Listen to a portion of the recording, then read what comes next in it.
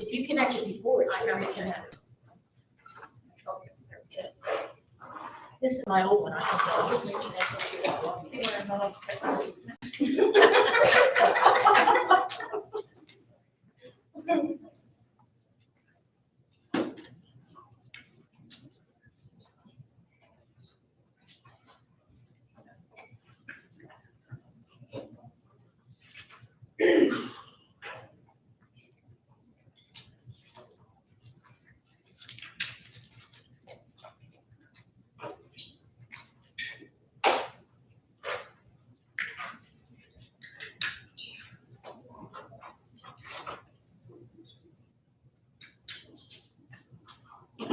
Okay, at this time, we'll go ahead and get the meeting started. Tonight, we will have three parts to the meeting. We will begin with the reorganizational meeting.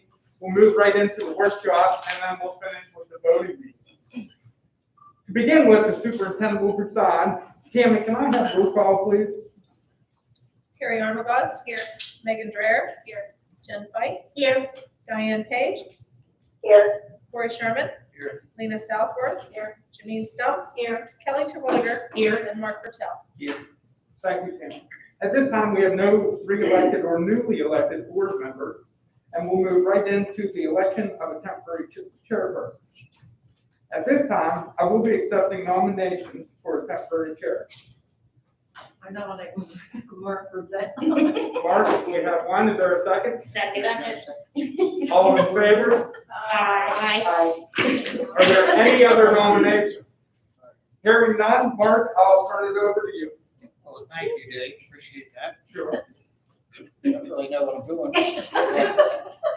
All right, so first we're going to start through with the nomination of election of the board officers. This year we had 2020 president was Mrs. Jennifer Pike. Do we have any nominations for this? I think that's how I asked that. I nominate Jennifer Pike. I second nomination. Any other nominations? Now, do I have to say the three? No, there's different ways to do it. All right, motion closed. Do I need to ask all those in favor? Yes. All those in favor? Aye. Opposed? Congratulations, Jen. Thank you. Second, 2020 vice president was Mrs. Kelly Terwilliger. Mark Jenkins take over from here. unless you Okay, want to- good. I'm fine with that. I think she's okay with it. I'm good with that. All right, for the 2020 Vice President, Kelly Terwilliger, so who would like to nominate someone for the 2021 Vice President? I'd like to nominate Kelly Terwilliger. Second. Okay, moved and seconded. Do we have any other nominations? All right, all those in favor of Kelly? Aye. Opposed? Motion carries. All right, 2020 Treasurer, Mr. Mark Bertel. I will accept nominations for the 2021 Treasurer. I nominate Mark for that. I'll second it. Moved and seconded. Any other nominations? All right, all those in favor of Mark? Aye. Opposed? Abstentions, I forgot. All right, motion carries. So we will keep our executive committee the same. Also, we don't have to do anything with Tammy as the board secretary. She is good through the summer. She will have to be recertified this summer as our board secretary. So just, we'll keep that in mind. All right, legislative chairperson. 2020 legislative chairperson was Kelly. I will accept nominations for the 2021. Nominate Kelly. Okay, you've been doubly nominated. Can I turn one of those into a second? Mine. Okay, perfect. Other nominations? All right, all those in favor of Kelly? Aye. Opposed? Abstentions? Motion carries. All right, 2020 IU representative, Lena Southworth. I will take nominations for the 2021 IU representative. I'll nominate Lena. Second. Moved and seconded. Any other nominations? All right, all those in favor of Lena? Aye. Opposed? Abstentions? Motion carries. Career Center representative, term expiring this month, is Jameen Stump. So I will take nominations for representatives for 2021. I nominate me. Can I turn one of those into a second? Turn mine into a second. Perfect. Any other nominations? All right, all those in favor of Jameen? Aye. Opposed? Abstentions? Motion carries. Our second Career Center representative is Corey Sherman. So I will take nominations for 2021. I'd like to nominate Corey again. I'll for that second. position. Okay. Any other nominations? All right, all those in favor of Corey? Aye. Opposed? Abstentions? Motion carries. The Career Center alternate representative was Diane Page for 2020. I will accept nominations for the 2021 Career Center alternate. I'll nominate Diane if she wants to do it again. Okay, moved and seconded, she accepts. Any other nominations? All right, all those in favor? Aye. Opposed? Abstentions? Motion carries. All right. For the 2020 PSBA Cabinet Representative, that was Lena. I will accept nominations for the 2021 PSBA Cabinet. You nominate Lena. Okay. Do I have a second? Second. Okay. Any other nominations? All right, all those in favor? Aye. Opposed? Abstentions? Motion carries. All right. Something that this is a little bit different than we've done in the past. We haven't always put our representatives on for the committees, but we are changing it up a little bit to do that. So the technology committee includes Scott Austin, Stephanie Best, Ann Butler, myself, RJ, Aaron Heil, Bill Jordan, Jeff Raybuck, David, Lori, Kelly Twilliger, and Justine White. Of the board members. Are you serious? Is that Howard?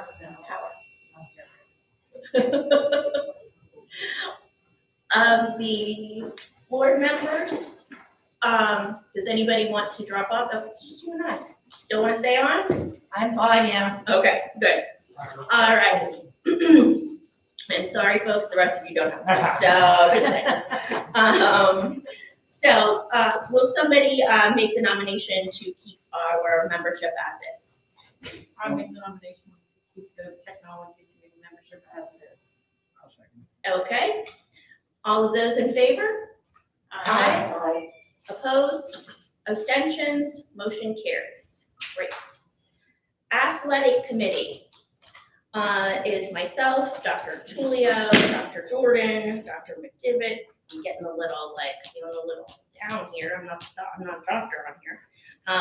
Mrs. Southworth, Mrs. Stump, and Mr. Bertel.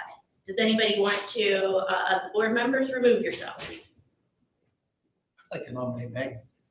Megan wanted to be on it. All right, so we will take Mark off there and put Megan on. And I think Megan. No. Did you want to be, you wanted to be on it too, didn't you? We're good. I don't want to be on the athletic committee. What, too many meetings? That's not my forte. I'm not an athletic. Well, and I'm gonna remove myself from the athletic committee and let Carrie come on. Are you sure? I'm on the technology committee, I'm on another committee, and I can sit in on any committee meeting I want as the president, so I'm gonna remove myself and put Carrie on there. that gives folks a chance to see what goes on and you know, become more involved now that you've got your first year under your belt, you're no longer newbies, so. All right. So you're removing Mark Martell? Uh-huh. Okay, and then do you have a second for Megan and? Oh, who seconds Megan? I seconded Megan. I'll second Carrie. And Leah will second Carrie. And who made the first for Carrie? I did. Kelly. Okay, thank you. All right, so now we have Megan, Carrie, Scott DiTullio, Bill Jordan, Dave McDivitt, Nina Southworth, and Jermaine Stubb. All right, somebody want to make a motion for that committee? Make a motion to approve that committee. Second. Moved and seconded. All those in favor? Aye. Opposed? Abstentions? Motion carries. All right. Finance Committee has Megan, Emmy, David, Jameen, and Mark. Anybody I want, want to take off of that one. you would like to be removed from that? Yes. Okay. Who would like to step into that role? Corey, I know the Corey. Corey? All righty. Second. Lena nominated him and Megan seconded. Got that? Okay. Excellent. I'm so glad you all are stepping up this year. All right. Any other changes? Sorry, Mark, you're stuck, Mr. Treasurer. One of your, All right. Would somebody like to make a motion to approve that committee? I'll make a motion to approve the finance committee. Moved and seconded. All those in favor? Aye. Opposed? Abstentions? Motion carries. All right. So, consideration now that we would approve the board meeting dates. We've got the list of them on that last page of the reorganizational agenda. Pretty much the same as what we do every year. The one in June is not on the same, during the same time frame. That one has to be a little bit different so that we can vote on the budget in the appropriate amount of time. And of course, then the one in December will be the reorganizational meeting next year. So is that right June date? It's just falling to be exactly the right month, right day in the month. Oh, I guess it is. It's Thursday. Yeah, that's Thursday. Okay, got it. Is everybody good with this? Are we gonna discuss doing workshops on another day? We can discuss that if you all would like to. I just feel that having the workshop right before the voting meeting does not allow the public enough time to know what's going on before it's voted on. Like, I feel like they don't have enough, say, you know, and that's just my 2 cents. I know it's extra time for board members, but I feel like that's what we signed up for. That's just my 2 cents. Okay. Every year, I say that too, that I just don't feel we have enough time to maybe think about things or discuss things in a half an hour. And I know everybody's busy, but I just think that would help us make decisions better. Okay. At least, you know, try it for a year. If it doesn't make any difference, then we can go back. We used to do that. I don't know that it made much difference, but. We did. We would have, I think it was the second Monday, we would have workshops, and then the third Monday was the regular voting meeting. Yeah. Is the way we would. And you So don't- when would the agenda come out then? So we would have a tentative agenda before the workshop meeting. And then you would get, you know, if there were revisions to that agenda, then those would come for the voting meeting. Trying to think of when. Now, when we used to do separate them out, we got our board materials the Thursday before the meeting. And we changed that because it wasn't enough time for us. We wanted more time to review things. So it may be hard to get some of that information 2 weeks out. You know, it would take Tam a little time to get into that new schedule and. But if we had the workshop the week prior, then we would have a pretty good idea of what the agenda is gonna be anyway. Right. So it just needs a little bit of tweaking before we actually had the meeting. So you're saying you wouldn't have public participation until the regular meeting? During our workshop meetings before, the public was allowed to attend either, both. Right, so I mean, it's not really gonna make any difference as far as them having time to, I think it's more about, some things come to light after we vote, some things come to light that maybe we weren't fully informed on. So, I know last month we had an issue that I feel like I didn't have enough information. I found things out after the fact, and I wish maybe I would have voted differently. But it's just, I don't know, having that buffer in there to really discuss things, think about things before we vote on them. But like I said, that's just my personal opinion. Yeah, I mean, that's why I asked about it. I think that the public needs to have time to participate, be able to make those decisions too. I think having a week or just even a couple days for us to think about it and talk about things helps, rather than talking about it here and then jumping right into it. So, so I guess if you all would like to separate them out, somebody would need to make a motion to add in workshop meetings. I would say it couldn't be any sooner. I would say it would need to be the second Monday. Like, that seems to work, unless you all have different thoughts. But I think if you do it any shorter of a time period, then staff don't have enough time to get things prepared for us or gather information if we request that.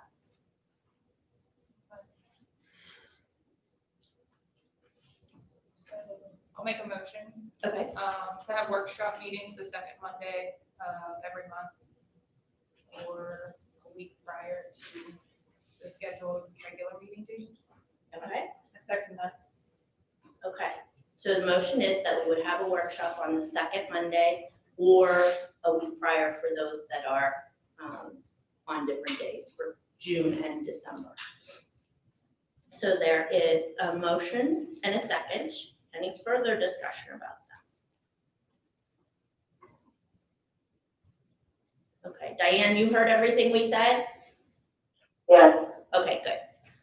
All right, so all of those in favor? Aye. Opposed? I, Aye. Kelly, Diane, and Lena. Get that. Abstentions?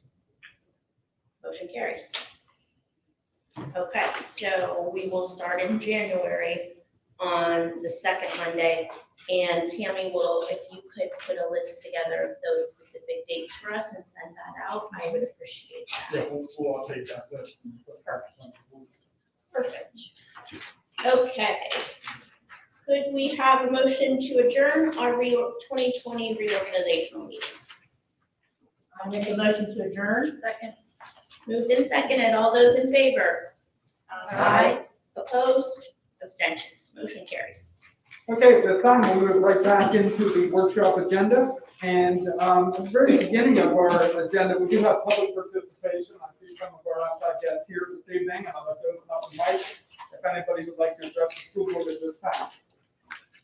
It's been brought to my attention that you guys. Before you start, you need to say your name and the town you live in for us, and make sure you say it loud enough so we can capture it on the My recording. name's Jonathan Gates, I live in Foxborough. I didn't It's get the been brought to last my attention that you guys have been providing some teachers with daycare and tutors for children. Now, it's been explained to me why you did it. I still don't agree with it, but I want to know how you can justify bringing certain kids back and not voting for everybody to come back.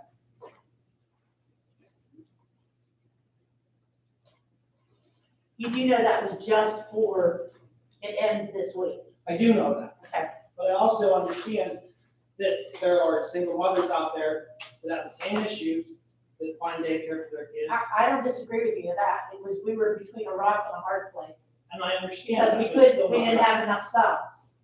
I don't really understand. That was the only reason why it happened for this particular time period. But if you're letting some of their kids come back, then why can't you let them all come back? Well, we're gonna vote on that tonight. I mean, And that's, anybody that doesn't vote for it is a hypocrite. well, they weren't being taught. They didn't have, I They was, weren't being taught. They had a person that just was in the room with them. it wasn't the helping them with their parents at home classwork. don't have that, but they weren't being taught. They weren't being tutored. Right. They had no help with any of their schoolwork at all. I don't know. I We mean, had a substitute teacher in here, they were locked on to the regular classes, So they were had doing help. The good, substitute but we had a was helping. full-time teacher that walked around and would assist if needed. yeah. But they weren't providing direct instruction to them, they weren't creating and teaching material. But they're still getting help that the people at home are not getting other than from their parents. Right, and whenever the teachers leave the school to go home for the day. Can you state your name and where you live? I'm Jamie Eiler and I live in Edmonton. When the teachers get to go home for the day, they get to go home for the day and their kids' work's already done. For the parents that work, full-time, both parents work, and they're going home for the day, then they have to get their kids on and do all that stuff and don't have daycare along with the teachers that are here.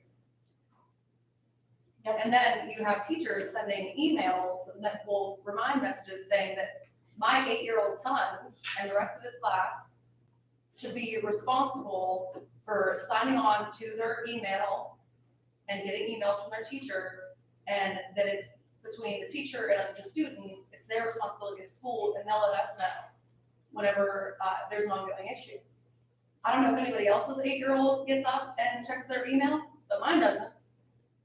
And I don't understand, like, how She they wrote a expect. nasty, she wrote them all a nasty email. It was very, like, snotty, and basically saying that one of the things in quotes was saying that,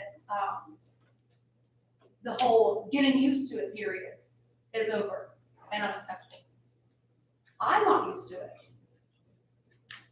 I know that there's people that are older than my son that aren't used to it, that it's hard to navigate back and forth between this site and that site. But then you're telling me that my 8-year-old, I should just expect him to get up, do it by himself, and my hands are, at that point. It seems to me that that particular issue is one with a teacher, and I would ask if you had contacted the principal. Have you contacted Mrs. Sherman about that issue? No. Okay, then that's an issue that should go to Mrs. Sherman when you have an issue with the staff member, if doing something that you don't agree with. I'm just saying, the students that are at home, that's why I bring it up, the students that are at home with their parents doing this work, and then you have students that are here with a substitute walking around that probably knows more about navigating this online distance learning than I do. Helping them while I'm sitting there like, I don't half the time know what to do. We didn't learn the same way, my children and I. So it's hard I have to learn the material before I'm teaching them. And then there's a substitute here walking around helping these students whenever I'm expected to do it. Why aren't they expected to do it when they go home with their kids? But the goal of this is that you're not expected to do it. They should be, and we're talking about this, and it's in discussion, and we're working with the staff, that during the day, they're getting a lot of instruction from their teachers. That may not be happening right now, but it is going to happen if we continue to be remote. The other thing is, we were between a rock and a hard place with the subs. It was either do that or have an issue with a lot of students because we didn't have anybody to teach those students. If we had those teachers have to take leave, which we couldn't deny them that because that's a federal approved leave, then we were going to be out about 8 or 9 teachers, which would cause how many kids, 180 kids to be having issues with not having a teacher, versus if we filled in the gap with this for 2 weeks, at least to provide So what instruction. happens after the 2 weeks? for the They've been told they have to make, They get to go home and do like the rest of the week. yes, this was just a stopgap because it was thrown at us at the last I have minute. a kindergarten student too. And even if they're doing face-to-face instruction with these children on the computer all day, there's no way that she can navigate that computer to get it done without somebody sitting with her the whole time. I don't And know if that's anybody else's an issue with 6-year-old younger kids. can do it, but I know that, I mean, I have my daughter, family, kids that she's friends with, and I know their parents, it's the same way. Like, how do you get it done? That's the nature of the beast. We're facing that all across the United States. That's the problem. No, I We work with agree. these younger students when, and it's unfortunate because we want them all back to school. That's the issue. And they're gonna fall behind. Yes. As far as that goes, I mean, In some areas. I notice that teachers are doing the best they can, but they're not learning like they should. Because my son that loves school, loves it. This online thing, he does not, he hates it. And is not learning as much as he should. I mean, I'll send my kid here to be tutored. That was the other thing. I'll send my kid here, even if it's just for somebody to walk around and be like, hey, this is where you're supposed to go next, or if you have an issue, raise your hand. Now that's ending. Oh, I mean, I understand, but you understand what I'm saying, is that would have been helpful to anybody else? We understood that when we discussed it. And is it only, why is it only certain teachers that were having this being done? Is it all the teachers that had children in the same room? No, There was only a certain amount of teachers that were here having their kids being. and it was an issue because of the federal leave and the applications So for like that. so many people were threatening to leave Right. if you didn't do something. And if we had had substitutes, it wouldn't have been an issue. But it was thrown at us at the last minute and we don't have the subs. I mean, I understand So that, but it's that still, was the rationale. I just feel like, for those certain teachers. I understand. Yeah, it's just, I understand. I didn't feel it was professional and I'll go online and say that Well, it absolutely that isn't. happened, but I mean, the people that have that aren't teachers, that still have jobs, and even if you don't have a job and you have all this stuff going on, to be a teacher also. I'm not a teacher, I never wanted to be. Yeah. Just saying. agreed. I mean, it's difficult. Is there anybody else here that would like to address the school board at this time? Hearing none, we'll move on. Under the consent agenda, we do have one request, and that comes from me, and that's to participate in the PASS's Superintendent Forum. It's a virtual online professional development course based off of Michael Pullman, Leading in a Culture of Change. There's 6 different workshops that are spread across the spring of the year. We'll have job-embedded assignments, there'll be pre and post reading discussions, and there'll be a culminating project that will analyze the current system within your organization. So I figured that would be a good program for me to be a part of as we're navigating these uncharted waters. And again, the distance learning program is not perfect. I don't know if anybody has one, but maybe some of the learning that I have from past workshops can help enhance what we got going on. And that's the only request and the only other item under the consent agenda. Under finance and purchase, we do have our cafeteria report presented by Frank Grosser this evening. Frank. All right, we're just looking at that front page. It says from the desk up. We're going to look at elementary and high school totals. We are down 2,300 meals at the elementary school, and we're up actually 370 meals at the high school. And this is just from the SSO program that we're running, dropping those meals. Last month, when we were in full participation, our participation rate was about 70%. We're at 32.8. So we are having kids slowly add to that list every day. We're sending about 500 meals a day with breakfast and lunch combined. So we are getting a lot of our kids. Van drivers, every bus is loaded. So we're doing everything we can to get them out there. Behind that sheet, I also added the menu item sales details so you can see the analysis between this year and last year. And the biggest differences on there is the dollar amount that you'll see on 2020 versus 2019. It's if we have actually no cash sales or debit sales because every child is being fed for free. And then we absolutely have no a la carte sales as well. So at this time, we're just providing 5 meal components for the students.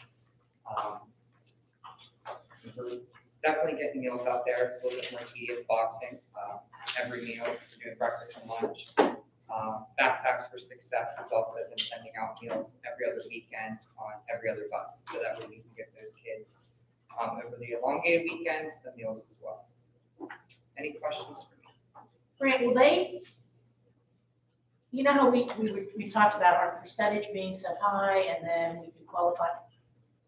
And maybe you don't know this, are they taking into account the fact that numbers have dropped due to the COVID and being distance learning, is that gonna? No. So what happened was, we're technically under that CEP eligibility provision right now because everybody's free, which is what our total goal was. But when our percentage rate drops, we actually go into what we call severe need category, which would be for breakfast and lunch. So they're actually taking back the difference in dollar amounts in our federal and state reimbursement to make up for that loss of student participation. So we're under severe need for breakfast and lunch right now because our participation did drop. So financially, in the dollar amounts, I mean, it's about a $20,000 loss. But we were feeding twice as many kids like we normally were, we'd be right about the same rate. So it's washing out based off what we are providing. So it's not accounting for our CEP eligibility because they run that every year on July 1, and then look at that July 1 through November 30th. So, any other questions? Great, just thank you and the rest of the staff. Yeah, members for all that absolutely. work that's put into the program, and Lori and her transportation fleet as well. They work like a on-home machine. Appreciate it. Thank you. Thank you, Mary. Letter F under finance and purchase, we do have an inventory list in front of you. Those are a number of items that are old and unusable from the Mid-Atlantic Youth program that have recently closed. Just keep in mind that we were the pass-through organization for Title I-B, that federal money. When they closed, I contacted Ken Krachak from the department, and we worked together on creating a list of items that we could repurpose and a list of items that were deemed unusable. So the technology department and maintenance staff assisted myself up there, and we brought everything back to the inventory. And the items in front of you are of no use. So we're asking approval according to our policy to discard those items. Right below letter G, that's a list of items, similar type of list, but those are the ones that are here on campus, both at high school and elementary. And with a little bit of downtime, we were able to go through, Aaron and Jeff and the crew spearheaded that, create a list. And again, we're asking that we deem them unusable as well. They're just simply out of date or not usable anymore because of growth. That's letter F and G under finance and purchase. Are there any questions for myself or Aaron since he spearheaded that? Aaron actually has an office and a workspace and he's really happy up there. So what do they do with this now? We get paid, there's companies that will take the computer equipment and then you get paid back so much. Oh, okay. And I think RJ said, what, about 20 pallets? Yeah, right around 20 pallets. There's a company out in Ohio called Accurate IT. They take it and provide certificate of destruction for any data or whatever that we have. And they even told me they may provide a rebate for anything with a processor or anything with a screen. So we'll see what we get back from that, if anything. But normally recycling costs money. So for somebody to come and pick it up for free is a plus. Okay, well, that's good. And at times we're even able to make a nominal fee on it and we put it right back into the technology department. Thank you, Aaron. Yep. Any other questions, finance and purchase? Moving into personnel, letter A, consideration to approve employee number 128 for the 10-day FFCRA leave. And then on the top of page 2, we have employee 16 asking for 8 days of paid leave as well. Those are just 2 items under the new FFCRA Act that we discussed last month. Are there any questions under personnel? Moving down into instructional services, we'll come back to individual reports, but we do have discussion about returning back to face-to-face instruction here. And our goal was to come back on December 7th, and we're going to have that discussion. Serving as superintendent of schools and pandemic coordinator at the AC Valley School District, student and staff safety is my #1 goal. With that said, my stance on returning to face-to-face instruction has not changed since the November school board meeting. I feel that at this time, the AC Valley School District needs to stay in the current distant learning model, which you'll hear PDE refer to as remote learning. And my recommendation is that we stay closed until January 4th, 2021. The extended time frame will help support our mitigation efforts of COVID-19 from the local area and ensure compliance within the new mandates from the Department of Health. Next, I will provide data to back up my recommendations. As of Monday, November 30th, 2020, the statewide total COVID-19 cases was just over 361,000 cases. Keep in mind that 60% of these numbers are recovered. Pennsylvania experienced just over 9,700 new COVID-19 cases as of noon on Monday. We've seen 10,383 deaths so far, 100 deaths this past week and 500 the week before. We also saw that there are 28,000 school-aged children aged 5 to 18 that tested positive, and 850 new cases over the past 2 weeks. And that came straight from Dr. Levine's news conference on November 3rd. Locally, we've seen 40 new COVID cases in Armstrong, 177 new cases in Butler, 47 new cases in Clarion, and 60 new cases in Venango County. In addition to the case numbers outlined above, Armstrong, Butler, Clarion, and Venango are in the substantial categories, and according to PD recommendations, AC Valley should be offering a remote learning program. In addition, a new face covering order is now paired with an attestation form that, when signed, assures that the district is in compliance with this order. Ms. Jennifer Fight and I signed this form and submitted it to the Department of Education on Wednesday, November 25th, 2020. We feel that as a district, we are ready to begin a phased reopening plan on December 7th, 2020. That will include, when they open back up, the Career Centers going back to face-to-face students, the Career Center students going back to face-to-face learning. When open, the IU classrooms operating. We're also making a recommendation for inter-squad athletic practices, and also potentially bringing in some of the underserved students that may be failing, lack of internet, and students with certain needs. Dr. Jordan and Mr. Sherman will follow my report with details of an educational program that I've outlined. Now, part of the new face covering updates are as follows. The new face covering order mandates that face coverings are to be worn anytime people leave their homes. In addition to the face covering, the new order states that physical distancing, which means the practicing of staying at least 6 feet from others, have been added. Social distancing is a term that was used earlier in the pandemic as many people stayed at home to prevent the spread of COVID-19. Now that term, physical distancing, is used to stress the importance of maintaining physical space when in public areas. And the order recommends that we sustain physical distancing throughout the day. The order that was dated originally July 15, 2020, as amended, and Section 3E shows that venues must require attendees to be 6 foot distancing and are required to wear face coverings in compliance with the new order. And that comes directly from Secretary Levine. I'm confident that we can enforce the face coverings and the associated guidance recommended by PD and Department of Health, but I'm not confident that we can maintain the 6 foot spacing at all times during the day. Returning to school with all our students will cause concerns with transportation, various classrooms, cafeteria, and hallways. In my opinion, our only option right now is to continue with the distance learning program and start the phased reopening program. In closing, Noah Ortega, the acting Secretary of Education, was asked during yesterday's broadcast what his recommendations for school districts would be. He suggested that we wait until after the holidays to get back into face-to-face learning and focus on our efforts to maintain face-to-face during the winter months. At this time, I'll turn it over to Dr. Jordan and Mr. Sherman to talk a little bit about their plan. Good evening. As Dr. McDevitt stated, you'll hear it over and over and over that this scenario that we have across the United States is not the best scenario for students. In my professional opinion, this does not meet the needs of any of our students, even the most gifted students we have in this district. However, we also have a responsibility to make sure we are ensuring the health of our students.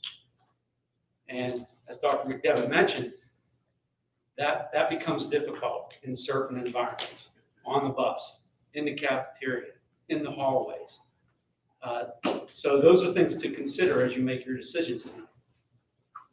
Part of what we have been discussing, though, as an administrative group, along with teachers and some of the board members here, is a phased introduction of education to get back to what we've had in the past.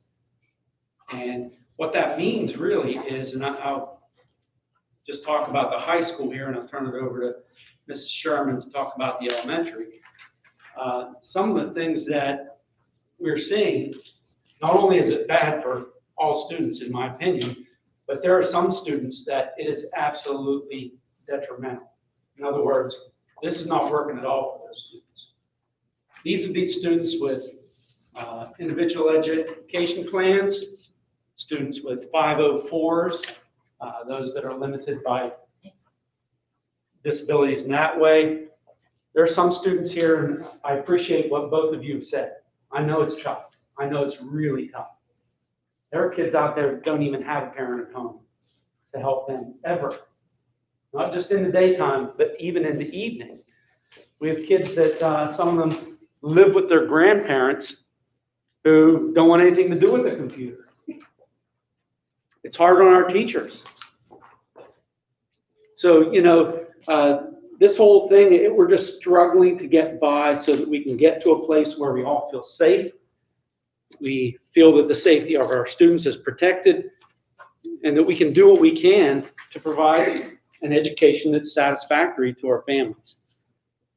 This phased reintroduction of education, as Dr. McDevitt mentioned, includes kids that go to the Career Center, because that hopefully will be reopening soon. You know, it may include these students that we're talking about. It would include trying to get student athletes back to some kind of normalcy as far as practicing, at least, you know, for competitions, hoping that in the month of January we'll be able to hold competitions. So a lot of these things are just cruxing on what we were able to do and slowly getting back to, again, to what we call normal. My plan in the high school is to bring some of those kids back to school. I would like to start next Monday. Kids with IEPs, kids with 504s, and select students that I know are struggling. I personally know these families. They're struggling not only with just internet capability, having consistent, strong internet. Some of them don't have any internet. Having somebody that wakes them up in the morning, gets them on their computer, guides them. They don't have that. And it's being demonstrated because in their performance. Their attendance is absolutely zero for some of them.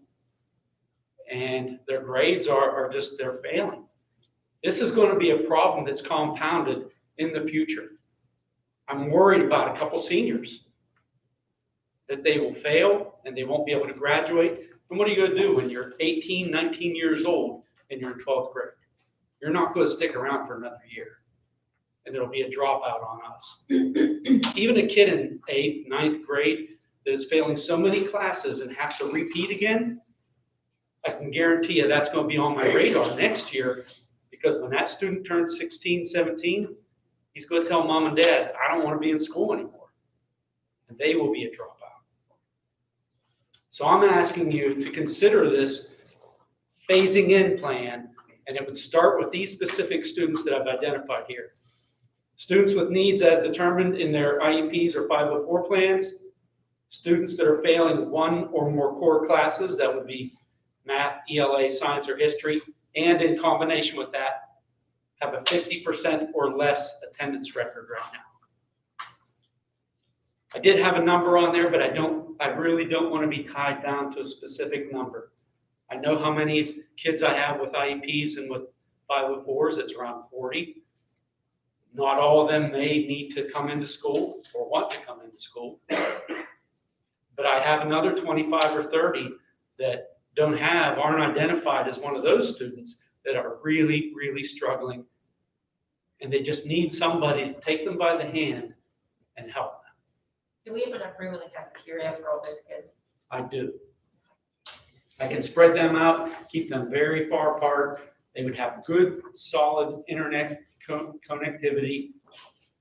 I would staff it with a substitute teacher, but only to make sure that they are logging on and that they're staying on the class. We are hoping that the teachers will be synchronous in their instruction. In other words, when it's fourth period, that kid logs on into his fourth period class. And it's just like he would be at home, except he's in school. And he has somebody to tell him, you need to be working on this class. That's what I see in these kids that I'm talking about. In my mind, those are the kids I've talked to, and they don't have anybody to do that. In fact, they don't have anybody to do that even in the evening. So you have on there students failing one or more classes. So if they get to the point they aren't failing anymore, then would you still require them to come in? Or would that be once they start coming in, they stay coming in? That's in combination with the attendance issue. Okay. Those two things go side by side. There are a lot, there are kids, even in regular school time, that are failing in core class. But, the state expectation for attendance is actually 90%. I have kids right now that have attendance percentages of 20, 30%, and that's including before we came into this COVID atmosphere again. So then too, are you anticipating the teachers would be in the building or this? I'm anticipating teachers will be in the building, Okay. but again, they will stay in their rooms. Right. Okay. Teaching. The kids will be in the cafeteria, and it provides that structure that they need. It provides that person to say, hey, you need to get on and get working. And it provides that connectivity that, a lot of those students do not have. My question, Bill, was if you have, can we make it mandatory or can we not? I mean, what, if you have a student who fits those guidelines and they say, I'm not coming in, how do you? We want to can make handle that mandatory. And I'll give you an example is forget about COVID. Think back 2 years ago before this was even a thought in anybody's mind. If a student is missing school and failing classes, we can put them in an alternative education. In the past, there have been other options for them, but we as an organization can say, you're not meeting the requirements of this district. You have to do this now. Once you get this done and get back to where you should be, you can go back to normal school, but until then, we're going to put you in this. So that's my impetus for having this kind of plan for those kids. Are there legal hoops that you have to jump through to get to that point? No. Or you can just say, you now meet these criteria and we are mandating that you. And one little boost to this is, we can file truancy charges against the person. So I'd rather you be at school, doing what you need to do, get back on track, and, we can help you. If you're not going to do that, I'm going to file truancy charges. One other aspect of this is, I spoke with Mrs. Logue, our guidance counselor, before she left for the day. There are a lot of kids right now with mental health issues, and I'm not talking just COVID. COVID has brought a lot of those kinds of issues onto our students. But there are kids that school's the only place where they can go and meet with a counselor on a regular basis. It's not happening at home. I spoke with another teacher, and his wife works in the mental health field, and they are not going to the homes for these kids. They can't because of the COVID issue. So, having them at the high school at least allows me the opportunity to try to work in some of those things that, again, it's going to help the whole community. We're helping their mental health.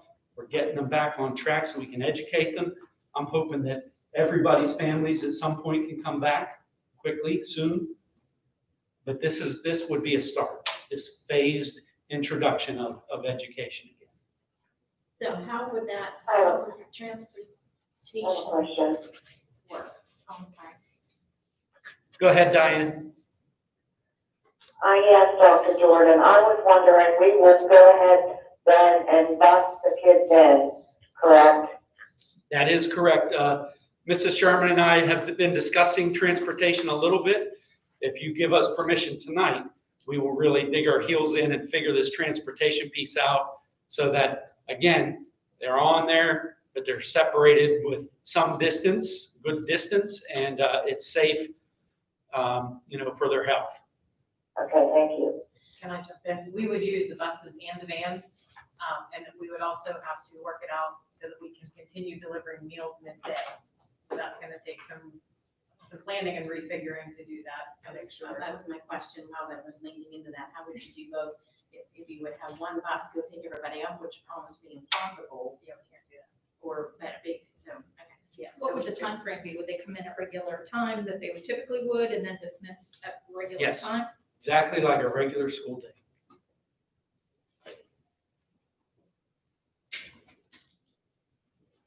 Any other questions? Bill, Mr. Sherman, you want? would the support staff still be available to help with some of these IEP and 504 kids while Well- assisting at home as well, online? Yes, we are obligated to provide those services to kids with IEPs by law. So that too is part of that is, providing that support that you just, in this environment, you can't give those things. You can't do that. So if there's Not effectively, especially. if there's a student that would need like, an outside resource, I'm gonna use a speech therapy type person that came to the school to see them before this all happened, would they still be able to come in and they would provide those services, or what would happen? with that? I'll drop it on that one. Okay. We hope the IU's closed down right now, and they're not sending people out, so we're seeking alternatives for a speech and certain areas like that. And Bill hasn't been part of that conversation, so I do apologize, but I wanted to. No, that's correct. I was, They are doing online teaching though, right? Yeah, that's Like right. I use still online, so. they're online. Yeah, they're just not coming in the building. What about the aides that we have for, The aides that we have currently at the high school, Are they and coming in? this is no exaggeration, they come in, I only have 2 at the high school. They come in, they go back to the LGI, and they are Zooming with specific students all day long. So they could be All actually day. physically working with them then instead of, They could, if they needed to, they could go down to the cafeteria and work with them. That's true. That's a possibility. I want to thank all the parents. I know it's a learning curve. It's a learning curve for the teachers to try to, educate in this way. I'm a parent myself. I know this is extremely difficult on all of us. But thank you for hanging in there and working as hard as you do. Any other questions for me? And I'll turn it over to Mrs. Sherman. She can talk specifics about the elementary. Yeah, I'm not going to repeat what he said. We would follow the same criteria in terms of IEPs, 504s, grades and attendance, in terms of determining who the students would be. My vision down here for the phase reopening is we would use the cafeteria and our community rooms to keep the kids as spread out as far as possible. The other reason for utilizing the community rooms, especially with our students with IEPs and 504s, is each community room has a learning support teacher in the classroom there. So that learning support teacher would be able to come out to provide the services they needed to with those particular students, as well as the aides. If they are currently providing the services virtually, they would then be able to provide them in person in the community rooms.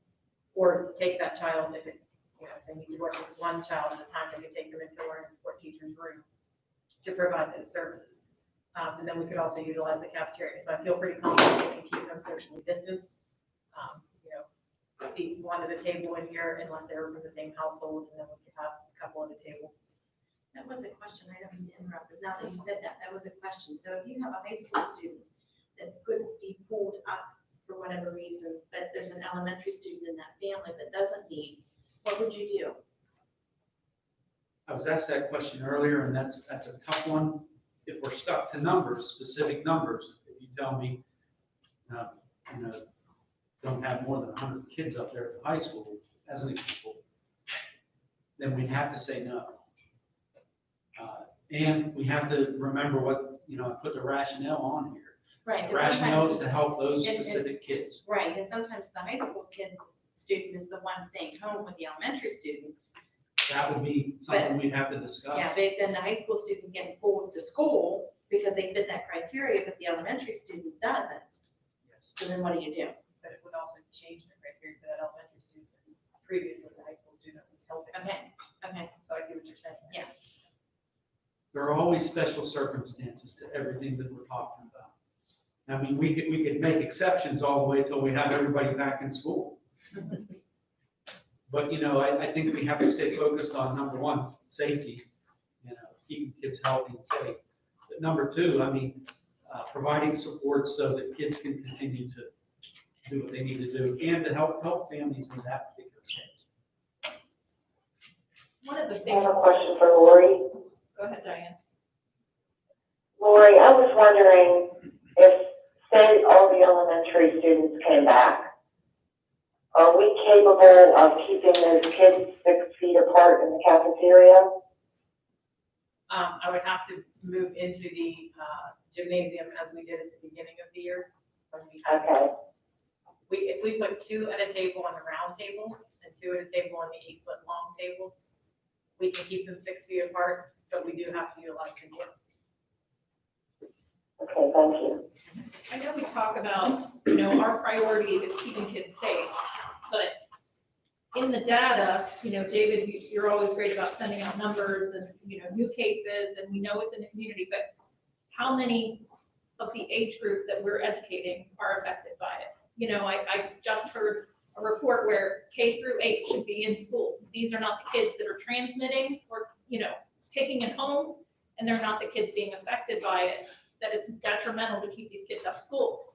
So, you hear from experts one thing, you hear from educators something else. I'm watching my own kids struggle at home with the online learning platform. And it's a matter of weighing pros and cons. Is it going to be any better in January? Or are we going to move through December and say, we're not going to be able to bring kids back? And then before you know it, it's April. And here we are, and our kids have missed 6 months of education. So, I really struggle, and I've listened to parents voice their opinions, and I sympathize. I want nothing more than my kid to be in school. I want my kids to be safe, but I also think that some kids are safer in school than what they're exposed to in their personal lives or home lives. As far as, these kids wear masks here. They are socially distanced. Things are cleaned regularly. So in my opinion, I feel like this is one of the safest places for kids to be. So this is a struggle. So I guess my concern is with our staff and what happens when our staff continues to keep getting quarantined or continuing to get tested positive and we don't have the subs to fill the classrooms. That's my concern as to why we need to keep our kids out until. But we've got that issue now. Do we not? We have staff that are quarantined or on, or whatever. Right, but we don't have to fill their classrooms. Some of them can go home and do their work, is what I'm saying. They wouldn't have to bring the sub in this building. Because we don't have subs. I mean, nobody has subs right now. Not one school district that I've talked to said, hey, we have an extra amount of subs. Do you want to use some? There aren't any. There are zero. What sub wants to come in and risk being sick and hurting their future potentially? Like, that's my concern, is for the staff, and I agree with you about them having, some of them have a tough life and have a life. I understand that 150% because of my job. But, if we don't have any staff to teach kids, we don't have, we're not gonna have any. But we do have the staff right now. Right now, but I'm saying, we have staff quarantined now. We have staff that have tested positive now, today. That's my concern. Just a very difficult situation with the timing and everything, and with Thanksgiving and college kids coming back, that's the concern with that spread. Dr. Fox got reference, it could be the biggest super spread. Whether you agree or disagree with COVID, it's real, it's not, whatever it may be, it's in the air. We have to mitigate it before we can get back to normalcy. And right now is a good time to take a pause. And I strongly recommend, I understand where parents are coming from, and it's not, we're doing the best job we can, but it's nothing like face to face. It's tough on the staff not having the kids in here. We're not doing it for any other reason than to keep people safe. And I concur with Nina too. It's our staff members that we need to really make sure we protect, because a lot of us are in that high-risk category, with our age and where we're at right now in our stage of career. So I just think right now, we got to weigh what's the gain and what's the lose right now. I hate to continue to kick the can down the road, but if we waited until the beginning of the year, we can do the phase reopening, show successes, get everybody back in, ensure everybody's wearing the face coverings, and practicing everything written in the health and safety plan, and I feel confident we can get up and running. And then if we have to take periodic breaks or reevaluate throughout the year, we just may have to do it. Where's the hybrid model for, fall in this plan? Because that's something we haven't talked about, and I've heard, it's too hard on teachers. No, it's too hard, Corey's working it right now. I get that, but then I see districts, I'm gonna give you an example. My sister's kids in North Carolina have been doing hybrid since the beginning of the year, and they graduate 1,200 kids a year, and they've been making it work for months, but I don't understand, some schools make it work, but we say it's too difficult. I'm just lost. And I think how that, because a lot of school districts can afford to have Yes, people doing online streaming and then people working in their classroom. yes. So you'll have, that's not how it goes. but a lot of districts are doing that and we cannot afford to do that. I get that. but They have a lot more That's not staff. how everybody's operating their hybrid model either. Yeah, I mean, You know. the school district where I work, Northwestern, they've been hybrid all year, and I can guarantee they don't get much more money than us. They're in the same general, low income, that type of community, and they've been doing hybrid since day one. My question about hybrid is, okay, say the 2 days a week that the certain group are not in school, are they going to be online learning those 2 days, or how would that work? Yeah, that's correct. It would actually be 3 days. So we have the blue group Monday, Tuesday, the white group, Thursday, Friday, and Wednesday would be off. And that would be for deep cleaning and everybody would be remote. And Carrie, to your point, as far as North Carolina, I have a niece who teaches down there and they rotate those kids. They have that rotation figured out. Yes. I'm confident we can get it up and running, but it's gonna be one more thing for us to adhere My to. point for bringing that up, David, was we haven't discussed it, like what that hybrid model looked like. We jumped from in-person to right away, we were remote, everybody was remote. And I understand that it's because of the numbers.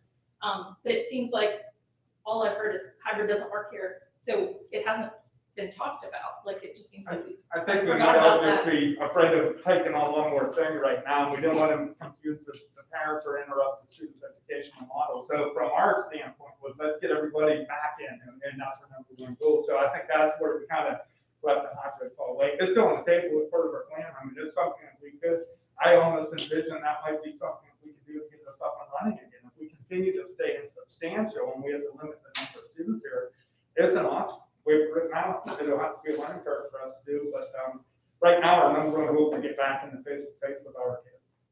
I think part of the issue was that at the beginning of the year, when we gave folks an option about being here face-to-face or the hybrid model, we anticipated that there would be a larger group of families that took advantage of that. At least I anticipated that.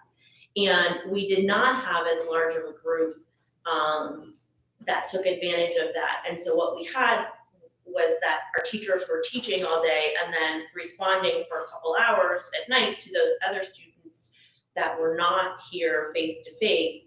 And I don't think that they were as well versed in virtual learning as what they are now, just because they had not done it, very much. But it was very burdensome on the staff at that particular time for the small number of kids that we had that signed up to do that, versus the kids that were here face to face at school. But that was better, wasn't it? That wasn't the hybrid though, Jane, that was People who well, close distance learning. Yeah, that's true. But That's true. the hybrid model was different Right. than that. Right. So, You'll have the same result then with teachers that are here because they can't teach online while they're teaching face to face. So you're gonna get the same thing where they're doing double the work in the evenings, trying to catch up, and then you just flip flop that at the end of the week. But if they're doing Well, live since they would instruction, have less kids, could some teachers maybe do the online for the 2 days while the other ones are teaching in the classroom? maybe for There's elementary. still only half the kids? That wouldn't work at the high school, Diane. High school. Good But idea. my thought was, if the teachers are supposed to be, we've discussed this, for the online model, or for the remote learning, teachers doing live instruction each class period and walking through the day. You know, you log in to first period at 7:45 or whatever, move on to second period, and the teachers are there online, live with the students. Then I don't understand how we couldn't make, you know, some teachers standing live in front of half the students in their class and yet streaming live to the homes for the kids who are distance learning for those days. I don't think it's fair to the kids that are in the classroom, because in doing it, and I've been in classrooms with teachers doing it, you waste so much time getting the connectivity, making sure those kids, and then you've got these kids sitting here waiting while you're working with these kids, they get left behind. Nothing's foolproof, but it just ends up being, and you have to remember too, that you're gonna be introducing new material every day. It's not like Monday, Tuesday, you're gonna do the same thing with the kids Thursday, Friday. It's all new material every day, or you're never gonna get through your curriculum. Right. Doing that now. They're not It's teaching not the gonna same. I feel like that it would be a lot slower process in terms of learning, because I think Kelly's right. You cannot move as quickly through new material. Which is one of the issues that I have in terms of the hybrid piece of it. If you're doing it live, like aren't all students getting the same instruction on Monday as they're here or not? So like every student's watching the same class on Monday. Right. And then every student's watching the same class on Tuesday, on Wednesday, on Thursday, on Friday. So they wouldn't be reteaching their stuff that they taught Monday, Tuesday. No, they're Thursday, not. Friday. They're not reteaching. Right. Right. But the issue is, you know, you sit, you wait for all the kids to get logged in. And it may work better at a high school level. At the elementary, it's kind of disastrous because. It would depend on the class too, because if it's anything, let's use maybe biology for example, where there's a hands-on portion. Now you're waiting to rotate those kids back through to catch them Yeah, up how with you the gonna other do kids. labs? So now you can't teach the same thing to the kids at home that you can in person, so. Right, yeah, I think at the elementary level, to have the kids at home live stream in while the kids in person are teaching would be disastrous. Like, yeah, like to try and maintain classroom management with the ones that are here as well as manage the ones that are online. I mean, the kids down here range in age from 5 to 11 or 12, maybe 13, but they would need somebody at home to help them get on the computer. You know, like we have parents today say they don't have that, you know, necessarily at home, that at 8:20, they can get their 6-year-old logged on and sit there with them while they listen to a teacher here at school, because a 6-year-old will not sit there in front of that computer diligently listening. When I think I'm more talking about high school level, you know, I know that elementary. Yeah, I mean, we have to Yeah. consider it. I've sat in on class meetings, I know what a lot of virtual class meetings. On Monday, Tuesday, have the kids that are supposed to be in that group on a hybrid in the classroom and have the other ones in here, and then flip flop on Thursday, Friday. And then they'd have the person here to help them log on when they were supposed to log on. Dave, isn't the teachers union against the log stream? Well, some of them are. Not I mean, all, I knew they no. were against that. Mostly one particular person in the teachers union. Well, I was going that way. But we had a discussion today, and I don't think that was an issue anymore. Did you? I did not think it was. Everybody that was on there today would be like, yes, we could record these, and they would be available for later, and we will do the live meetings. I mean, I didn't get the impression, David, did you, that anybody was objective to that? No. And Dr. Gordon, you can reference that during your informational piece, but what about that synchronous learning throughout the day? The synchronous learning, and it's something I know that some of the teachers are a little, I'd say, apprehensive to do it for various reasons. There are just all kinds of little tweaky issues with that. But I think everybody that's here tonight feels very strongly that that has to start happening. You know, because if you have a student that's not logging on at the specific time that the teacher's working or available for support online, Zooming, whatever you want to call it, Google Meets, that student's still not, he's not going to progress. And so it needs to be exactly at the same time. They need to know that when biology is happening, they need to be logged into biology class. So that's one of the things that we're really going to push forward with. I hope that happens. You know, I know, and I referenced it last month, which was really only like 2 weeks ago or 3 weeks ago. Seems like so recent. One teacher, and you know, and I referenced that, and I did ask my kids, how many of your teachers are doing Google Meets every day? None. How often do they do it? Once a week. That's not enough. No, I think we all agree with you on that. Yeah, yeah. And I think it's been discussed a little more, and I think it's an understanding that you, Jen, that that's what we're expecting. Well, and I think the students need that structure and that getting back into that routine, because right now it's, you know, I told them earlier, at one point my kid was sitting on the couch at 11 o'clock, and I'm like, what are you doing? I'm waiting for work to be posted. I was like, move to the next class. Like, we're not sitting around doing nothing.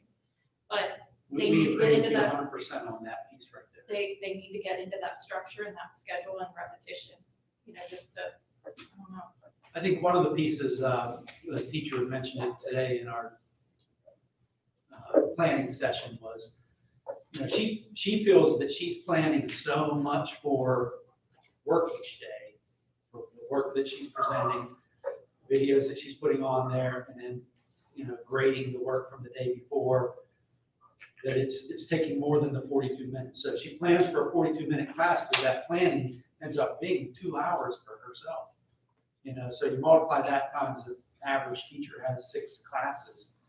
It's a lot of time. Now, if they did like 4 days, you know, where they had a day where the kids were working on whatever on their own, where they could use that day to prepare for the next week or something like that. I mean, is that something that is workable for the teachers? Kelly, isn't that what Kern City's thinking of doing when they go back? Yeah, they have a 4-1 model. I don't know if we're gonna do that because they haven't voted yet, but that was kind of the idea, that 4 days will be the instruction and 1 day will be.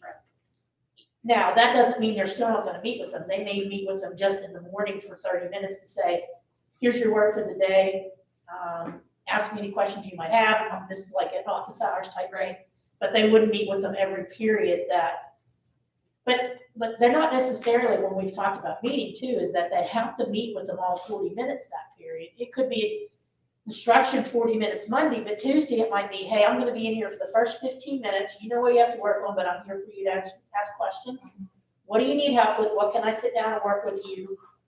And, you know, so we're not saying they have to be teaching, right, a concept every day for 40 minutes. Right? There needs to be a connection every day. I think that was the key part, was that they are available. They could open up their Google Meets, and if students need help, and they're there at least online, able to get help. You know, the way it is right now, some teachers may be online at that time. They may be planning or doing, you know, it's hard to tell. Each one has something different going on.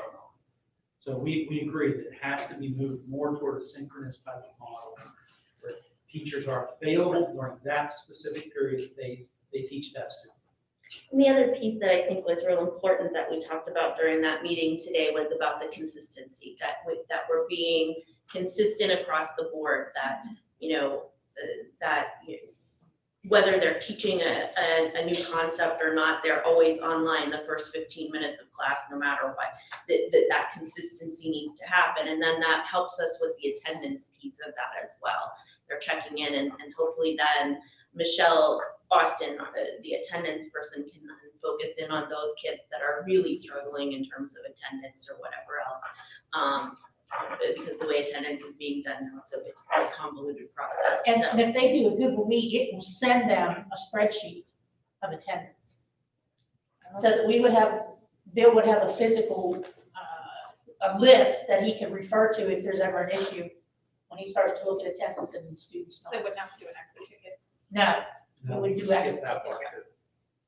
There's so many interconnected pieces right now. I can see why it's confusing for a lot of kids.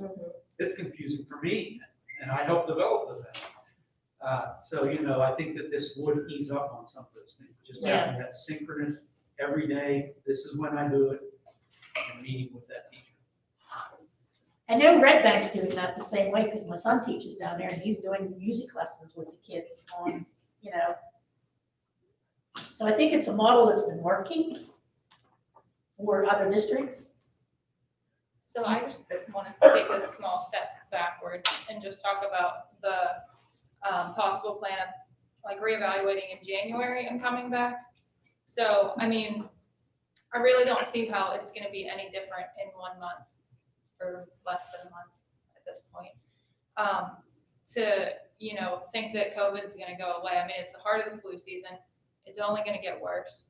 There's no way that, you know, after everybody sees each other for Christmas and whatever, that COVID is going to drop off and we're going to be able to come back in January. So, I mean, I do like this, you know, this idea of, you know, select students going back, but I just don't see the rest of our students being able to get back January, even if March, April. You know, they're saying, what did you say today, that the vaccine may be in April? Well, they said by June, anybody who wants it should be able to get it by June. Right, and I mean, But it's supposed to be coming out earlier. It's supposed to be coming out earlier. But they're figuring out who gets only it. to select groups Yeah. earlier. which is only gonna be institutions. And, I mean, we as the public, we're getting ready to give them. So we're, like, we know when stuff's coming. We don't see anything before March at this point to coming to people in our community. And I the mean, whole if you're- thing is, how are you gonna mandate that people, I don't know, or this is the state gonna say, Well, just I like mean, other vaccines, are we gonna have kids gonna have to have it? I don't know. They said not at this point. They're not, but in general, if a vaccine comes out, the numbers are gonna go down. Whether you Yeah. mandate it or not, people are gonna get it, and less people are, you know, gonna be. But anyways, I just wanted to bring up that I don't think that it's realistic to say in January that we're gonna be able to get the rest of our students back to school, because there's no way the numbers are gonna get better. But there are kids. And I'd like to add something there. Excuse me. There I are heard people. today that a lot of people, educators, are worried that this whole year is going to be a wash for the kids. They aren't really learning, and it's sad.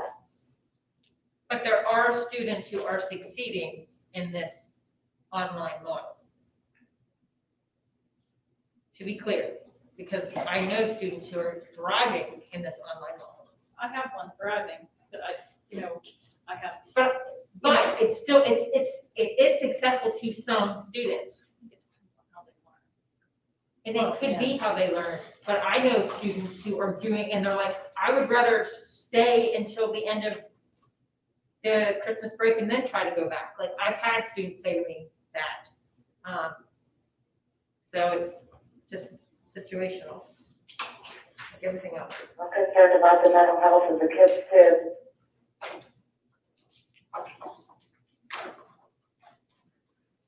Any other discussion before we move on down through the workshop? And we can continue to have this discussion when we vote on it. We have a couple of very important votes. No policy this evening. We'll hear Mark's report during the voting meeting. Under transportation, you'll see in front of you the performance audit for the period July 1st, 2015 to June 30th, 2019. In your packet, you do have an electronic performance audit that you can reference whenever you have the time. With this audit, we did have a couple findings in there. We do have an improvement plan that needs to be created and submitted within 45 days. We've met several times. We have a rough draft pulled together, but our plan is to have that submitted back into the auditor's office before the 45 days expire. They did identify some deficiencies, as I stated earlier on. We had a number of transportation directors come and go, and the end of year report and how the mileage were calculated with and without students, and the number of vehicles that were reported each year were the basis of some of these findings. So we learned a great deal. Lori probably wished we would have had this audit the first year that she became transportation director, because we all learned stuff that we didn't obviously know. We're going to continue to review how we calculate and make the reports of transportation data at the end of the year. We're going to develop written administrative procedures, And we're going to ensure that when we submit that report at the end of the year, all three of us, Jody, Lori, and myself, put our eyes on it before clicking submit. That's the audit report. And then down under miscellaneous, letter C, there's correspondence in there from the auditor's office as well. And that's just additional information to make sure the school board is aware of the audit and the situation we went through. We did have the state schools audit as well. There were no findings. Everything was fine with that. And the draft bus driver qualifications were perfectly fine as well. So those were a couple very important items that were positive. We just have to move over to do with our report. Are there any questions for me before I turn it over to Jennifer Fight and she'll take us down through the voting? Hearing none.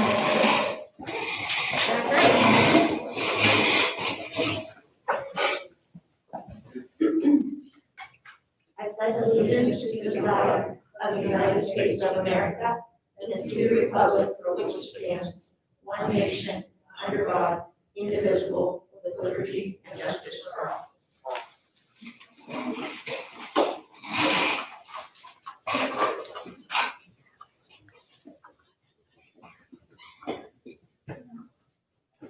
All right, Tammy, will you call the roll, please? Carrie Alabas here, Megan Dreher here, Jennifer Fight Here. Diane Page, Here. Corey Sherman. Here. Lena Southworth. Here. Jermaine Stumpf. Here. Kelly Terwilliger. Here. Mark Bertel.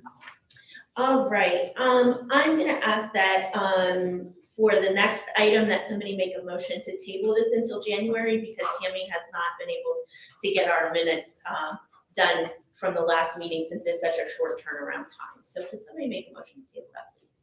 I'll make a motion that we table the reading and approval of the minutes for the November 16, 2020 meeting until the January board meeting. Moved and seconded. All those in favor? Aye. Aye. Opposed? Abstentions? Motion carries. All right. We had public participation earlier. Does anybody else feel that they would like to speak this evening? All right. We have no presentations.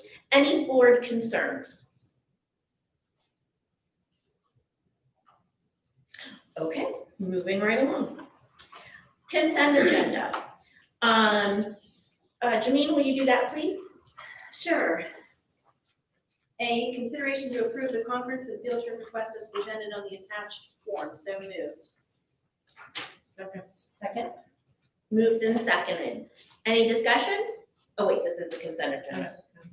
Sorry about that. My bad. All those in favor? Aye. Opposed? Abstentions? Motion carries. All right, Mark, finance and purchase. Wait, she didn't do B, did she? We don't have it. There's nothing Okay. there. Under finance and purchase, I'd like to lump A, B, and C together. We be able to accept the reports and pay the bills, so moved. Moved and seconded. Any discussion? All right, all those in favor? Aye. Aye. Opposed?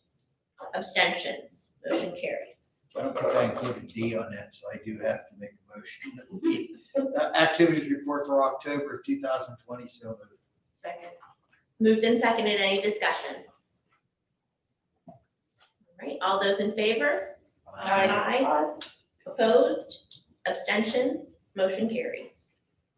Item F, consideration to approve the remaining inventory list as of 10/28/2020 of items to be deemed as old and or unusable for Western PA Child Care / Mid-Atlantic Youth as attached. These items were purchased by title IB funds. Items listed in red were disposed of, and items in green will be retained for use. So moved. Second. Moved and seconded. Is there any discussion? Okay, all those in favor? Aye. Aye. Opposed? Abstentions? Motion carries. G, consideration to approve the list of items to be deemed as old and or unusable from the high school and elementary dated December 1st, 2020 as attached. So moved. Second. It's been moved and seconded. Any discussion? All right, all those in favor? Aye. Opposed? Abstentions? Motion carries. Megan, will you do personnel?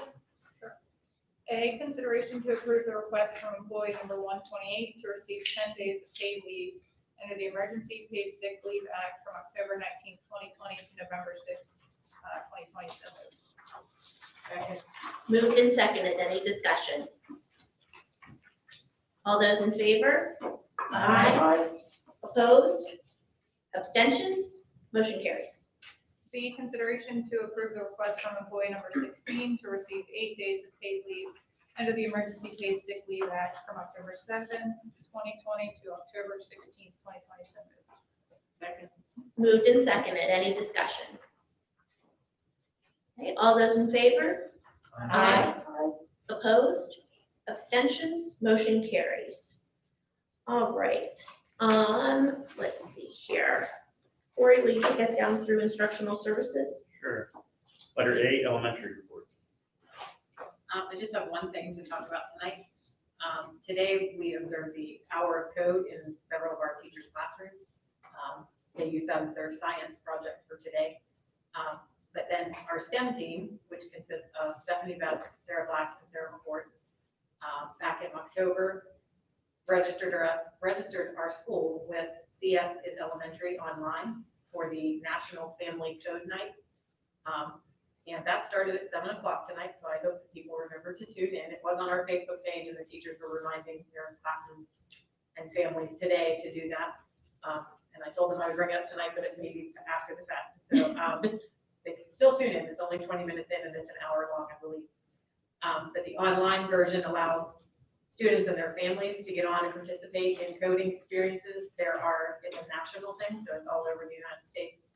And there are prizes.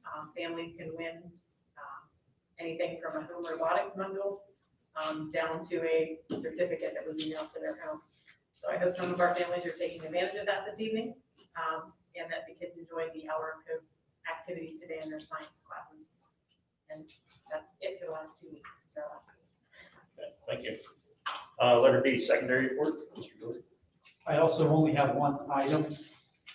If you aren't aware, Act 136 is now law, and what that does is two pieces that really affect us.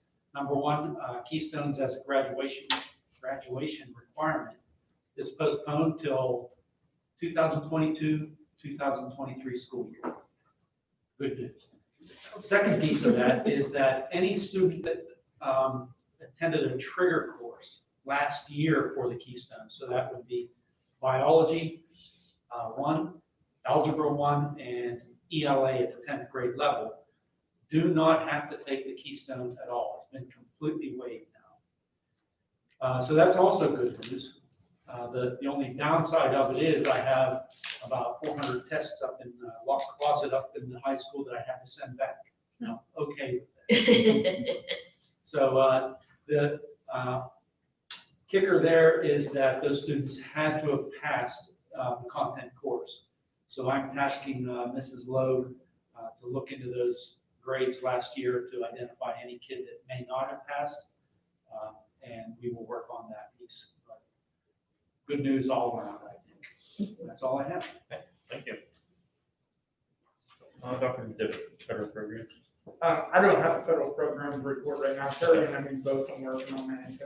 Emmy's off right now. Letter D, district report. And I'll finish off with this, Corey. I just have a couple updates, and again, I referenced a new face covering order. That was put into place by the governor of the PA Department of Health to mitigate the number of COVID cases. And keep in mind that they do make a recommendation to go to full remote learning when your county is substantial, but they also echo the fact that it is a local decision.